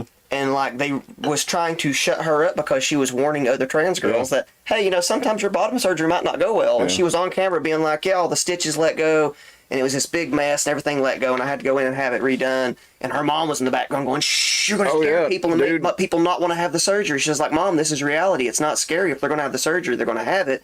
They should know what the penalty is, the consequences. The part that I saw that I thought was really just fucked, that's the only thing I've seen from this person. So this is a limited perspective, so take it for what it's worth. But Jazz was saying, I don't want to insert this thing into me, because the vagina dilated. Yeah, I don't want to get dilated. And Jazz's mom was like, oh, yes, you will. You'll come here and you'll do it right now, or I'll do it for you. And was basically, it sounded very threatening. And she did. And she got her in her sleep. Oh, my God. She woke her up in the middle of the night and greased her up and made her do it. See, that's a lot of weird parenting with these people. And threatening, and that shows that she's used to doing like that. The fact that she would do that on camera. That's what I'm saying. The mom was the toxic one, where I look at the girl and I'm like, Jazz is confused at this point. I'm letting you off the hook. She's actually acting very sensible for this group of people. If you've been brought up your whole life by that person, I would kind of give you a break, if at least for a while. You know, she's. I mean, I give anybody a break as loony as they want to have. Like if you think you're a dragon and you have neck surgery to lengthen your neck real long, and you paint your skin green. You know, this is your one life you get. You act as crazy. You don't gotta be mean to people. That's all it is. That's that's how I draw the line. Where if we're gonna normalize trans people, I'm not gonna fight you. But we can't have a world where they're allowed to be mean to everybody. That's crazy.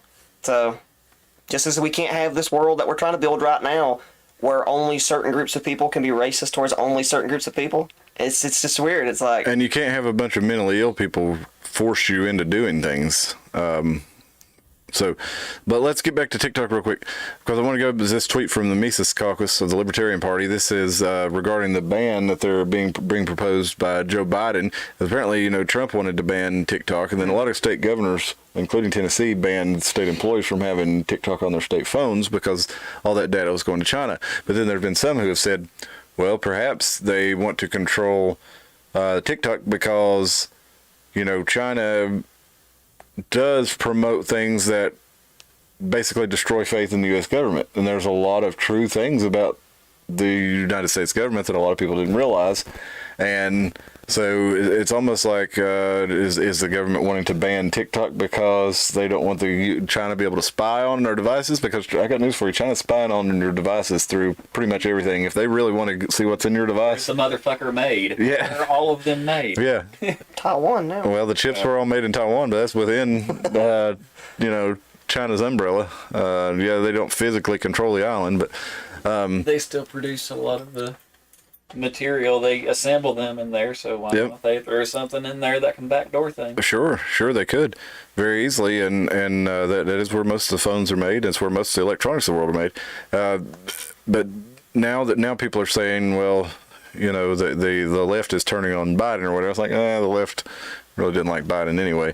But tolerated Biden. Yeah, exactly. They just used Biden to get Trump out. But this is the Restrict Act that is come out of the Senate. This is Senate Bill 686. The government says only America can steal your privacy. We don't want the other country doing it. That's right. You're our cattle number, so we take your data. Well, this bill is to authorize the Secretary of Commerce to review and prohibit certain transactions between persons in the United States and foreign adversaries and for other purposes. Okay, well, that sounds all right. I mean, foreign adversaries, we have Trading with the Enemy Act, right? You're not supposed to trade with the enemy if we're at war, but we're not at war with any of the enemies, legally speaking. War technically with China this whole time, and meanwhile, we just keep buying shit. Yeah. Oh crap, they gave us a virus. Hey China, we need some tests to see if this virus you gave us works. It's just so absurd.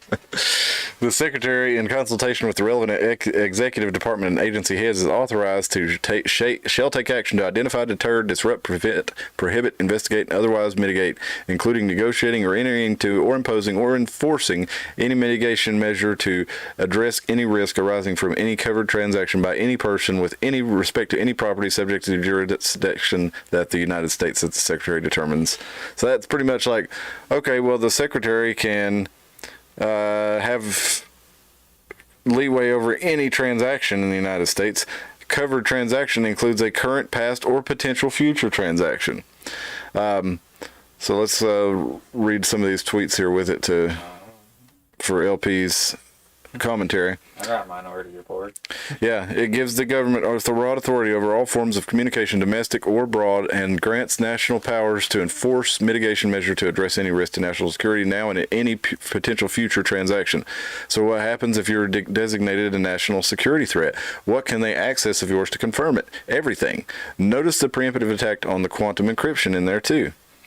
And we've got software, hardware, any other product, service integral to telecommunications, wireless LANs, mobile networks, satellite payloads, satellite operations controls, cable access points, wireline access points, core networking, long and short haul, edge computer platforms. Pretty much anything you can think of. Internet hosting, cloud-based, machine learning, predictive analysts, managed services, e-content delivery. So Desktop, you tell me this mobile. ain't about TikTok? Is that what you're telling me? That's what I'm telling you. I'm telling you, they're using TikTok as a backdoor to get in. Even quantum key distribution, quantum communications, quantum computing, post-quantum cryptography, autonomous system, advanced robotics.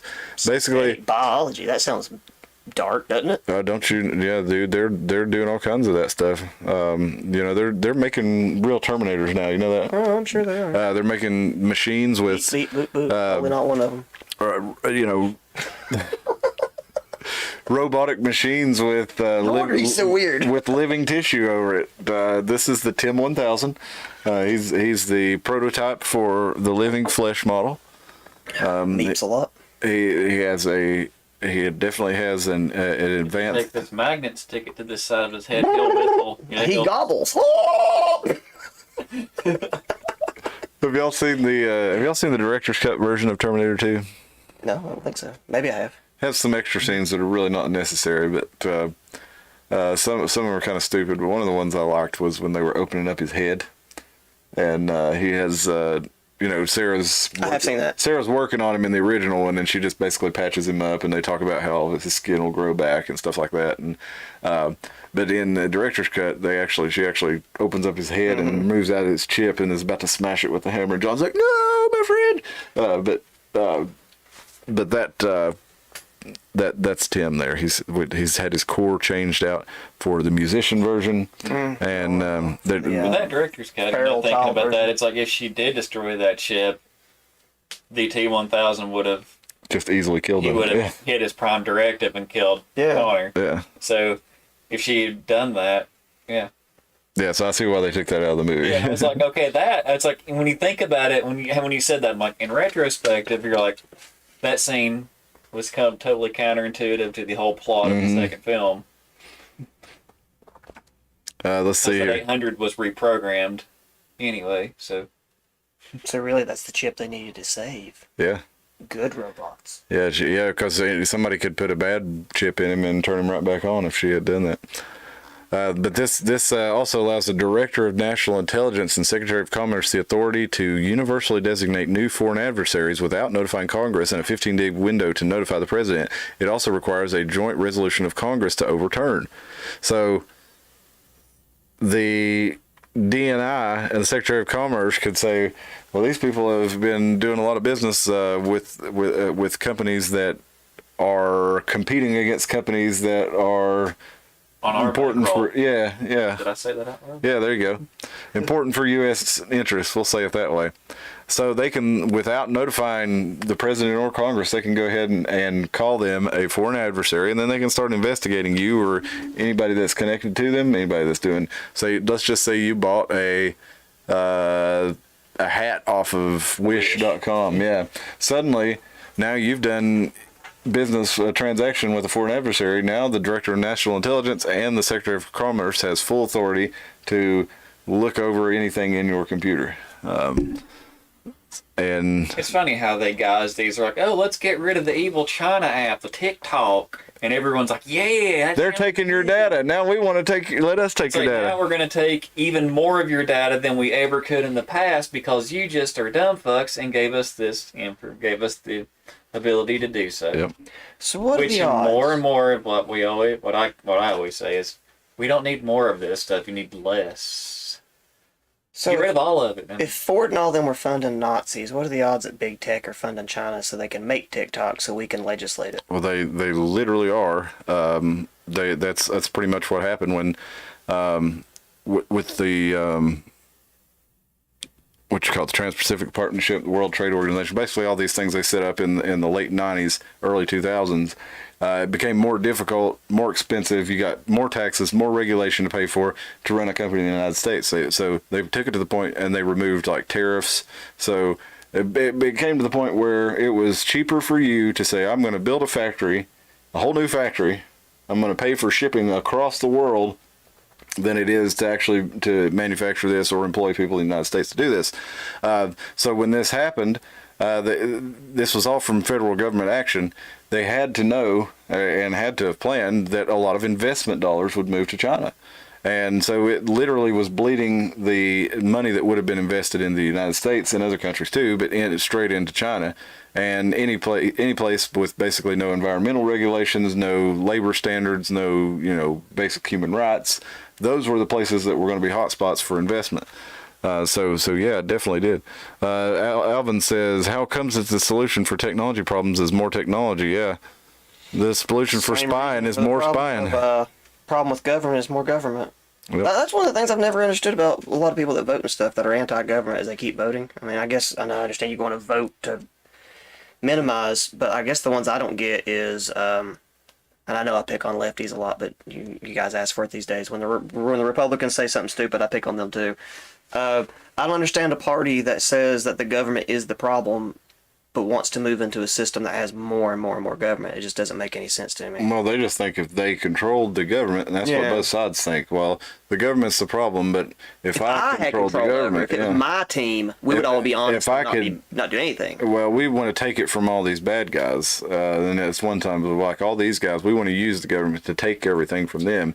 And then, the other side is, well, we want to use the government to preserve everything we have. And, you can call it conservatism, but it's really not conservative.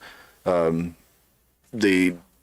build the government up, because that's what me and Dustin were talking about before the show, actually, is all this stuff is built on stuff that Republicans and conservatives, so-called, put into place in the early 2000s. Well, I mean, you go back to the FISA Act in 1978. You could go back to the 1930s and J. Edgar Hoover with the beginning of it. So where did it really start? But the expansion that we're under now, the widespread technological surveillance, that was all made possible with the expansion of the FISA program and with the what you call it, Patriot Act. And then of course you had the Promise and the PRISM software from the 80s, where basically they already had the ability to spy on everybody all the time, but if they got caught, they would still get in trouble. So pretty much when you got into the Patriot Act, it's just like, okay, well, now we're going to spy on you, carte blanche, and if we do get caught, we're not going to get in trouble. And that was the Republicans that built all that stuff up, really. Even the Promise and the PRISM, that was the Bush administration that were running all that stuff, and they were using it to spy on journalists. And so what a lot of us were telling us, a lot of people in the classical liberal camps, a lot of people in the libertarian camps were saying, hey, look, you're building this up because you're saying you're going after terrorists, but you are not going to be in charge of the government forever. There's going to be somebody else in charge of the government, and then they're going to have the power that you just created and get granted to that government, and eventually somebody's going to come along and use it on you. And that's what we've seen happening over the past, really, you just think about it. Think about the expansion of the federal government since George Bush took power and it's constantly been expanding anyway, but it was just like, say we got a bar graph. Here's George W. Bush, and here's Obama, and even here's Trump, continually expanded the federal power. Continue going up with that. Yeah. I mean, and Biden has made it even worse. And if you recall before, foreign individuals can now also be U.S. citizens that are deemed a national security threat. So once designated, the bill grants the authority to enforce any action deemed necessary to mitigate the threat with no due process and few limits on punishment. And that's just like when the director of the FBI, he called domestic terrorism the biggest national threat, and white supremacy the biggest threat to the national security. But what makes you a what makes you a white supremacist? Well, it can be a lot of different things. Like some things, according to some certain university, I think it was Columbia, like showing up on time for work. That's rooted in white supremacy. I was called a white supremacist via definition online earlier this week when I said I am an anti-modernist. Okay. Because I can't say I don't like modernity. Because if you say, that makes sense to me. I don't like modern theft. Well, that just means you don't like being black people living next to you. That's what they think. They think, oh, you don't like modernity? That means you want all women as housewives and you want black people to be slaves. It's like, I didn't say that point in history. I said I don't like modern times. But to say anything is just an attack on somebody at this point. And what you said, you're not going to be in charge forever. So the left has a precedent where you're allowed to make shit up now. Yeah. You're allowed to say, this person actually means this, and then I'm going to tweet about it, and you can't say shit about it. And that's a dangerous precedent, because I think that's when you allow that to happen, when the right takes control. Fourth Reich. That's what I think. And when you identified normal human behaviors as white supremacy, and then you criminalize white supremacy, then you're pretty much given, again, carte blanche to go after whoever you want for whatever reason. And again, it's like everybody who's cheering on saying, yeah, we need to go after those white supremacists. Well, when they get rid of the white supremacists, who do you think they're going to come after next? I don't think that's next. I think it's everybody next, because that girl who... That's what I'm saying. That's the whole idea, is if we can come after the white supremacists, if we can convince you that this is a worthy cause to come after, but it's something that's so ubiquitous that it could mean anything, what's to stop them from coming after you next? Because you're They black, will. you could be a white supremacist too. The girl, the train girl, the police, I hate calling her train girl, even that's probably what she deserves. The girl, the police officer over in Tennessee that had like she was sleeping with the whole police department. She's trying to sue the department because the majority of the officers were black. And she's trying to say it was toxic black male culture that pressured her into this lifestyle of fucking the entire Blowing department, cops. despite the fact that there were two guys and a Mexican, and they're Mexican there too. It's I think just she like- just blew them all. like, I think you're just a whore. And if not, just, it's like you're really horny, I don't know. But like blaming it on their race is exactly what I'm talking about. Yeah. Because you did this, it has to do something with that. And that's the new game that everybody's going to play now. Yep, and now she's a white supremacist.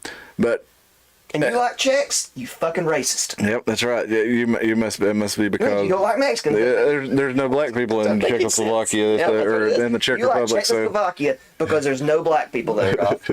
But you see how stupid that sounds. I'm saying that in joke, but that really is the kind of logic Yeah. that a lot of people use. and we're going to use that logic to send the FBI after you because you're the most dangerous threat to the United States. I am the most dangerous in Yeah. the United States.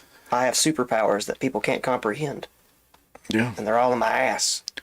The bill claims to protect U.S. interests. It claims to protect U.S. interests from foreign entities. It allows the feds to classify anyone they deem as a national security threat, even U.S. citizens, as foreign individuals, and gives unlimited funds, unlimited hiring, no due process, and is immune to FOIA They're coming requests. after you, Antifa. That's what that means. And wanting to ban TikTok, but actually getting tricked into banning Bitcoin by progressives would be very on brand for conservatives, says the Libertarian Party of New Hampshire.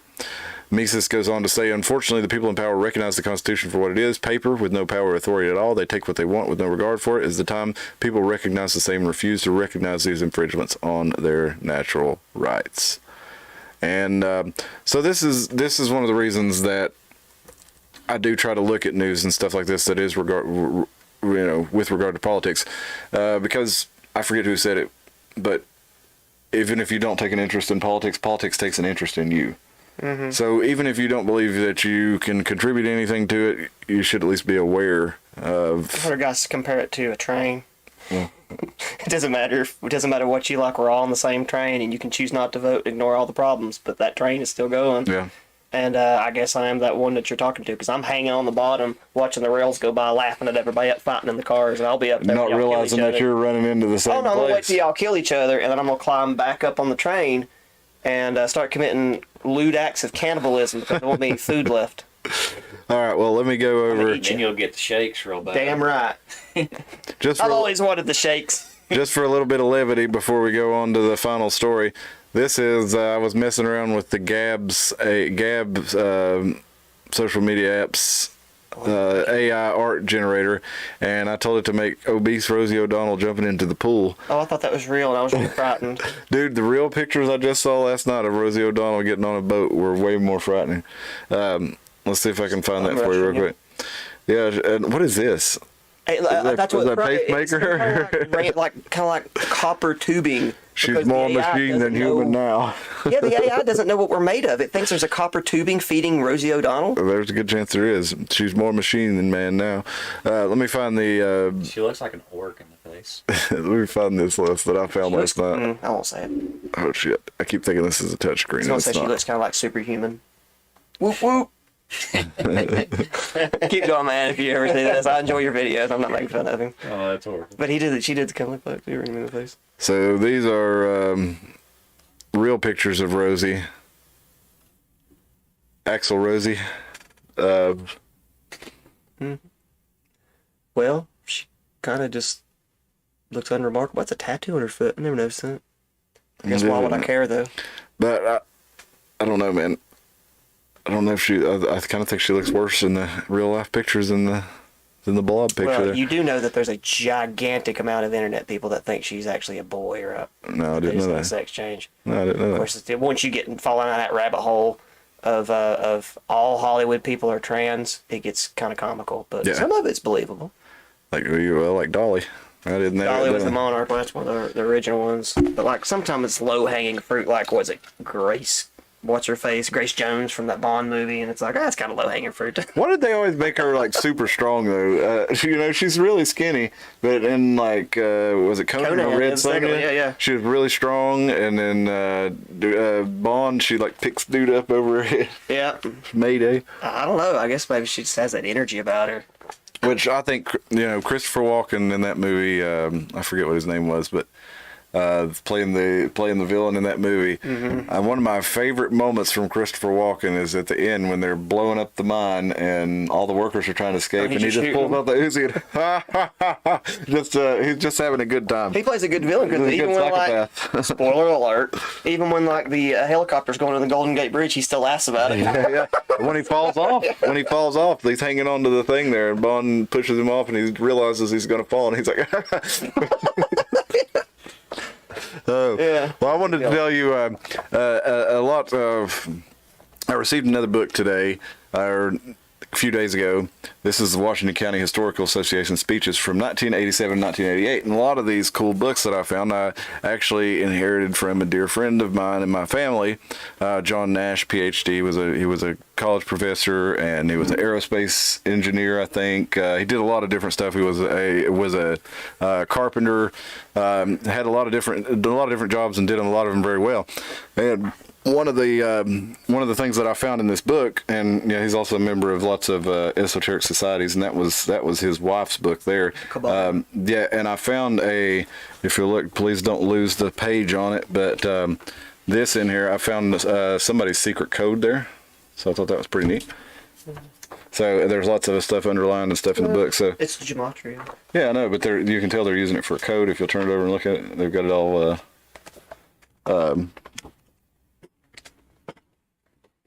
See the stagger on here, so you can write in what do you call it? Shorthand. Encryption. Cipher? Yeah, cipher. Yeah, that's it. Elif. I always like that word, Elif. But John, right there. That's in physics. That's how you sum up the entire universe. Oh. Which is a weird way to put it. Like if you want to sum up the entirety of one thing, you put Elif Nell next to it, and then you put all the equations in there. But that has to be at the beginning of most everything. John, though, he was a professor at ETSU. He was a professor at the Appalachian Esoteric University.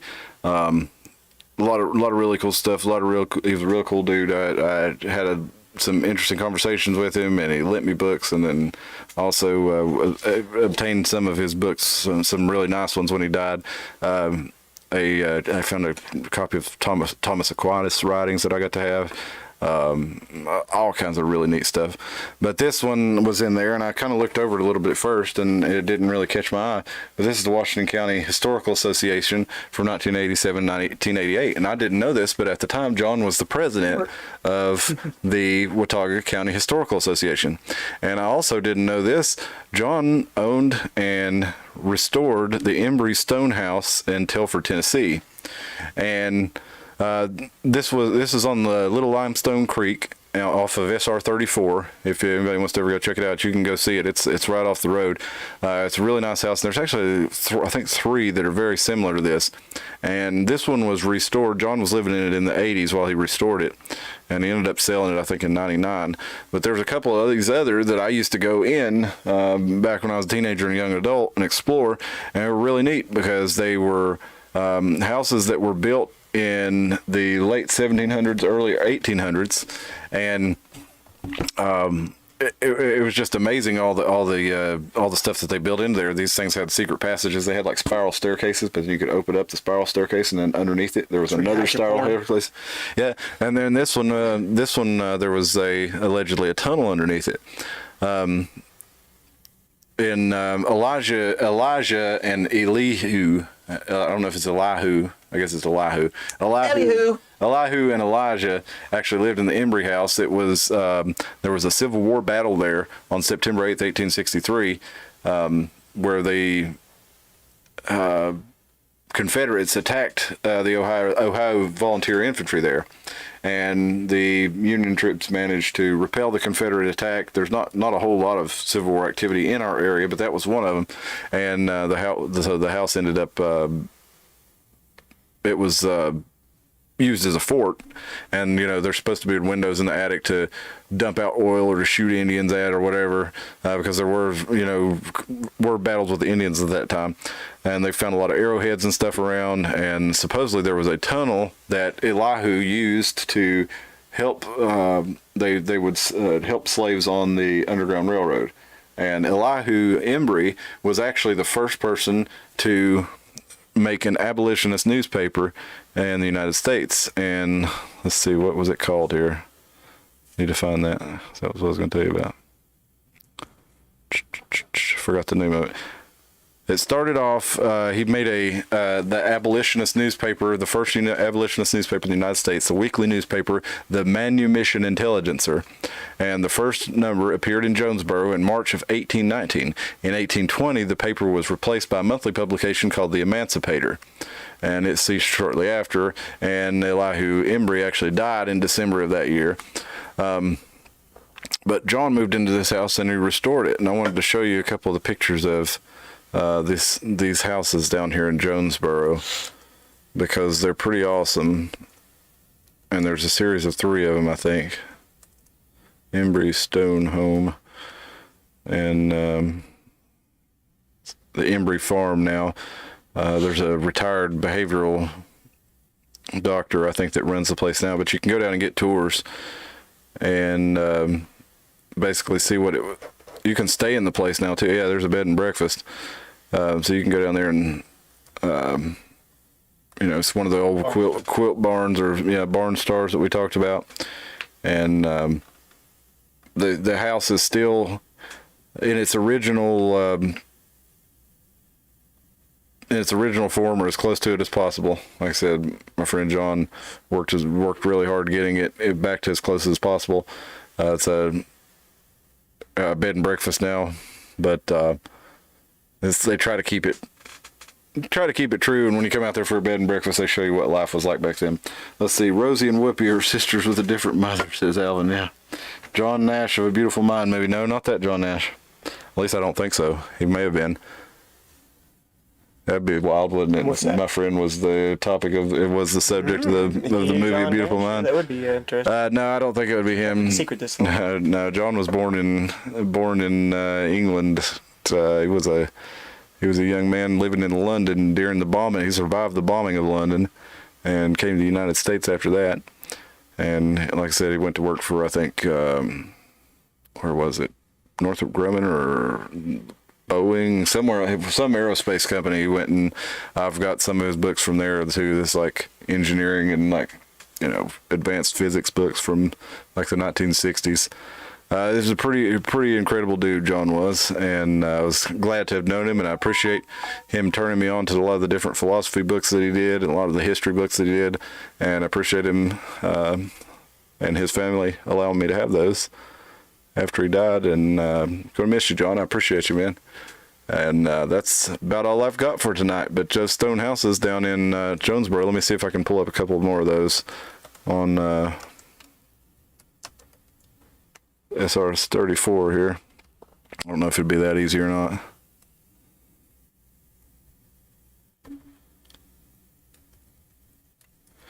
They restored some of the other ones too. Yeah, here we go.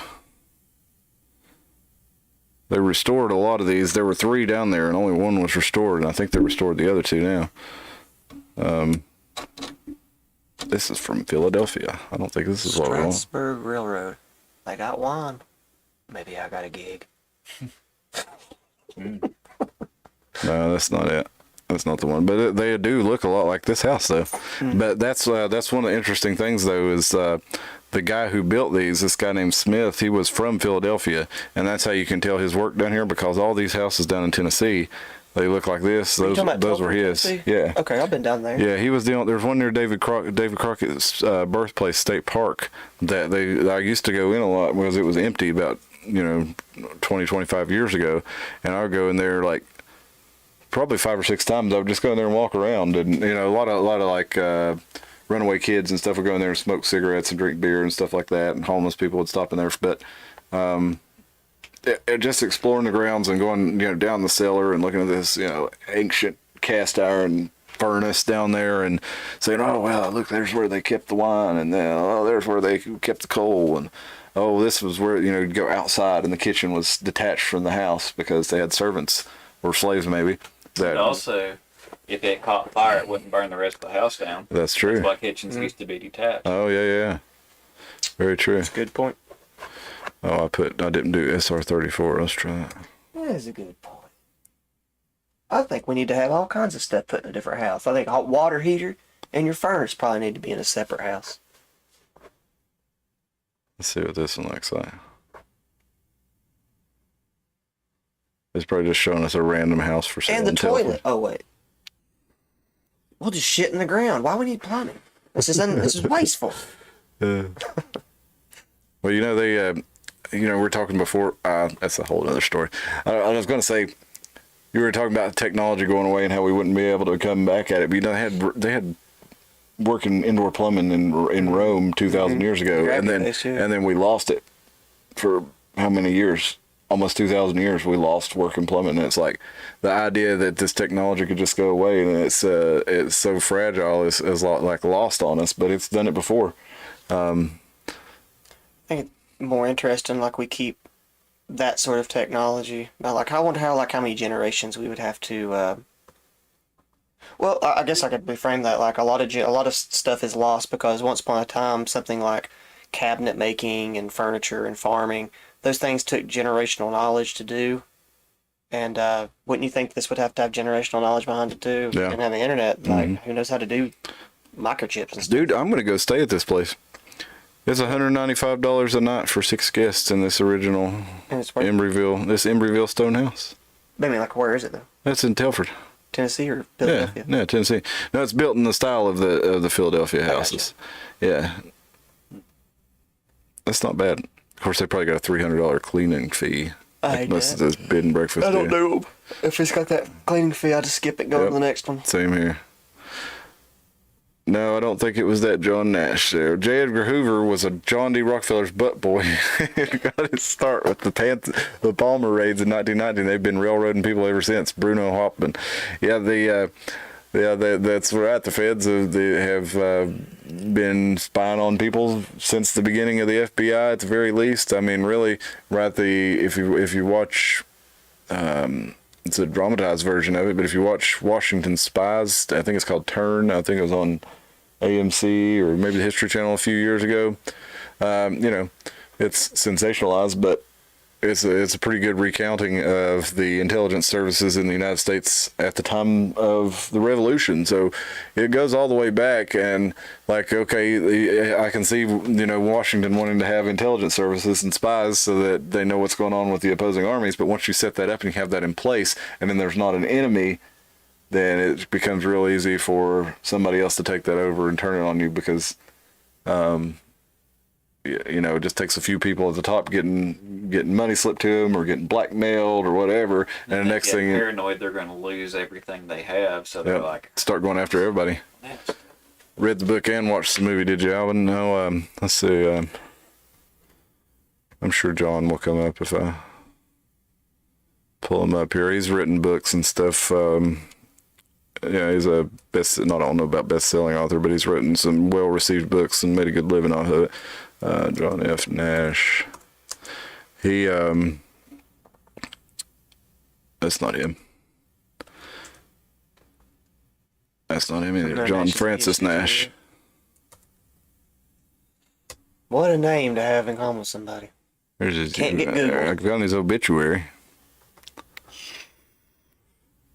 If I could think of some of his, let's see, he wrote another, like, Sacred Mother or something like that.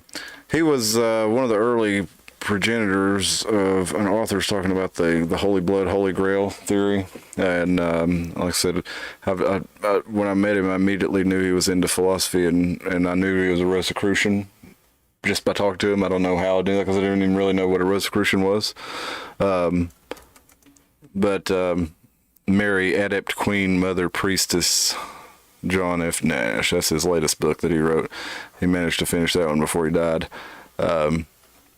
About, what else, who else is Mary, the mother of Jesus?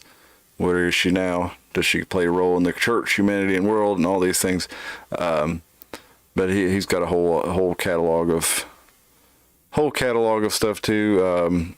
Definitely some thought provoking stuff out there. And Alvin, you might enjoy him. Might not. I don't know. But anyway, Turn. Yeah, that's it. Washington Spies. Yeah, but John was a good friend, and always was very loving and helpful to my family, and miss him a lot, and really appreciate him. So wanted to tell him that wherever he is.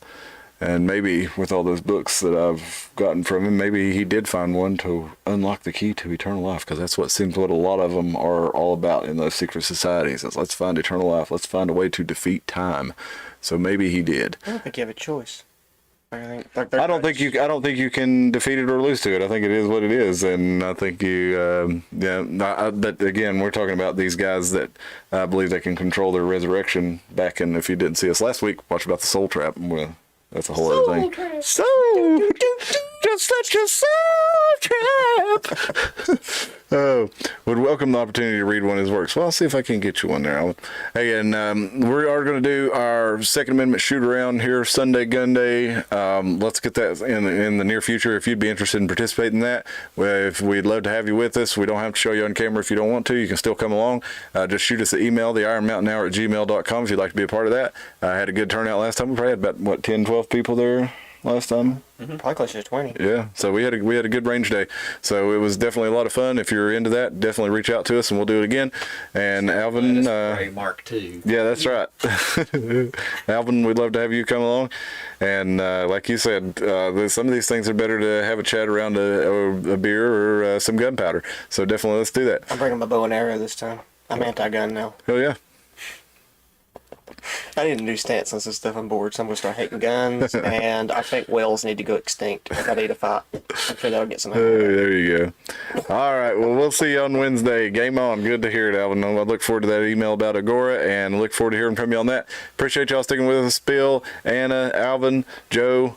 Let's see, do we have anybody else in here? I think that was everybody tonight, that random Gothic kid, yeah. But it's after midnight, so we'll let you go. Starting to get tired up in here. Good night, everybody. Gas the geese. Gas them geese.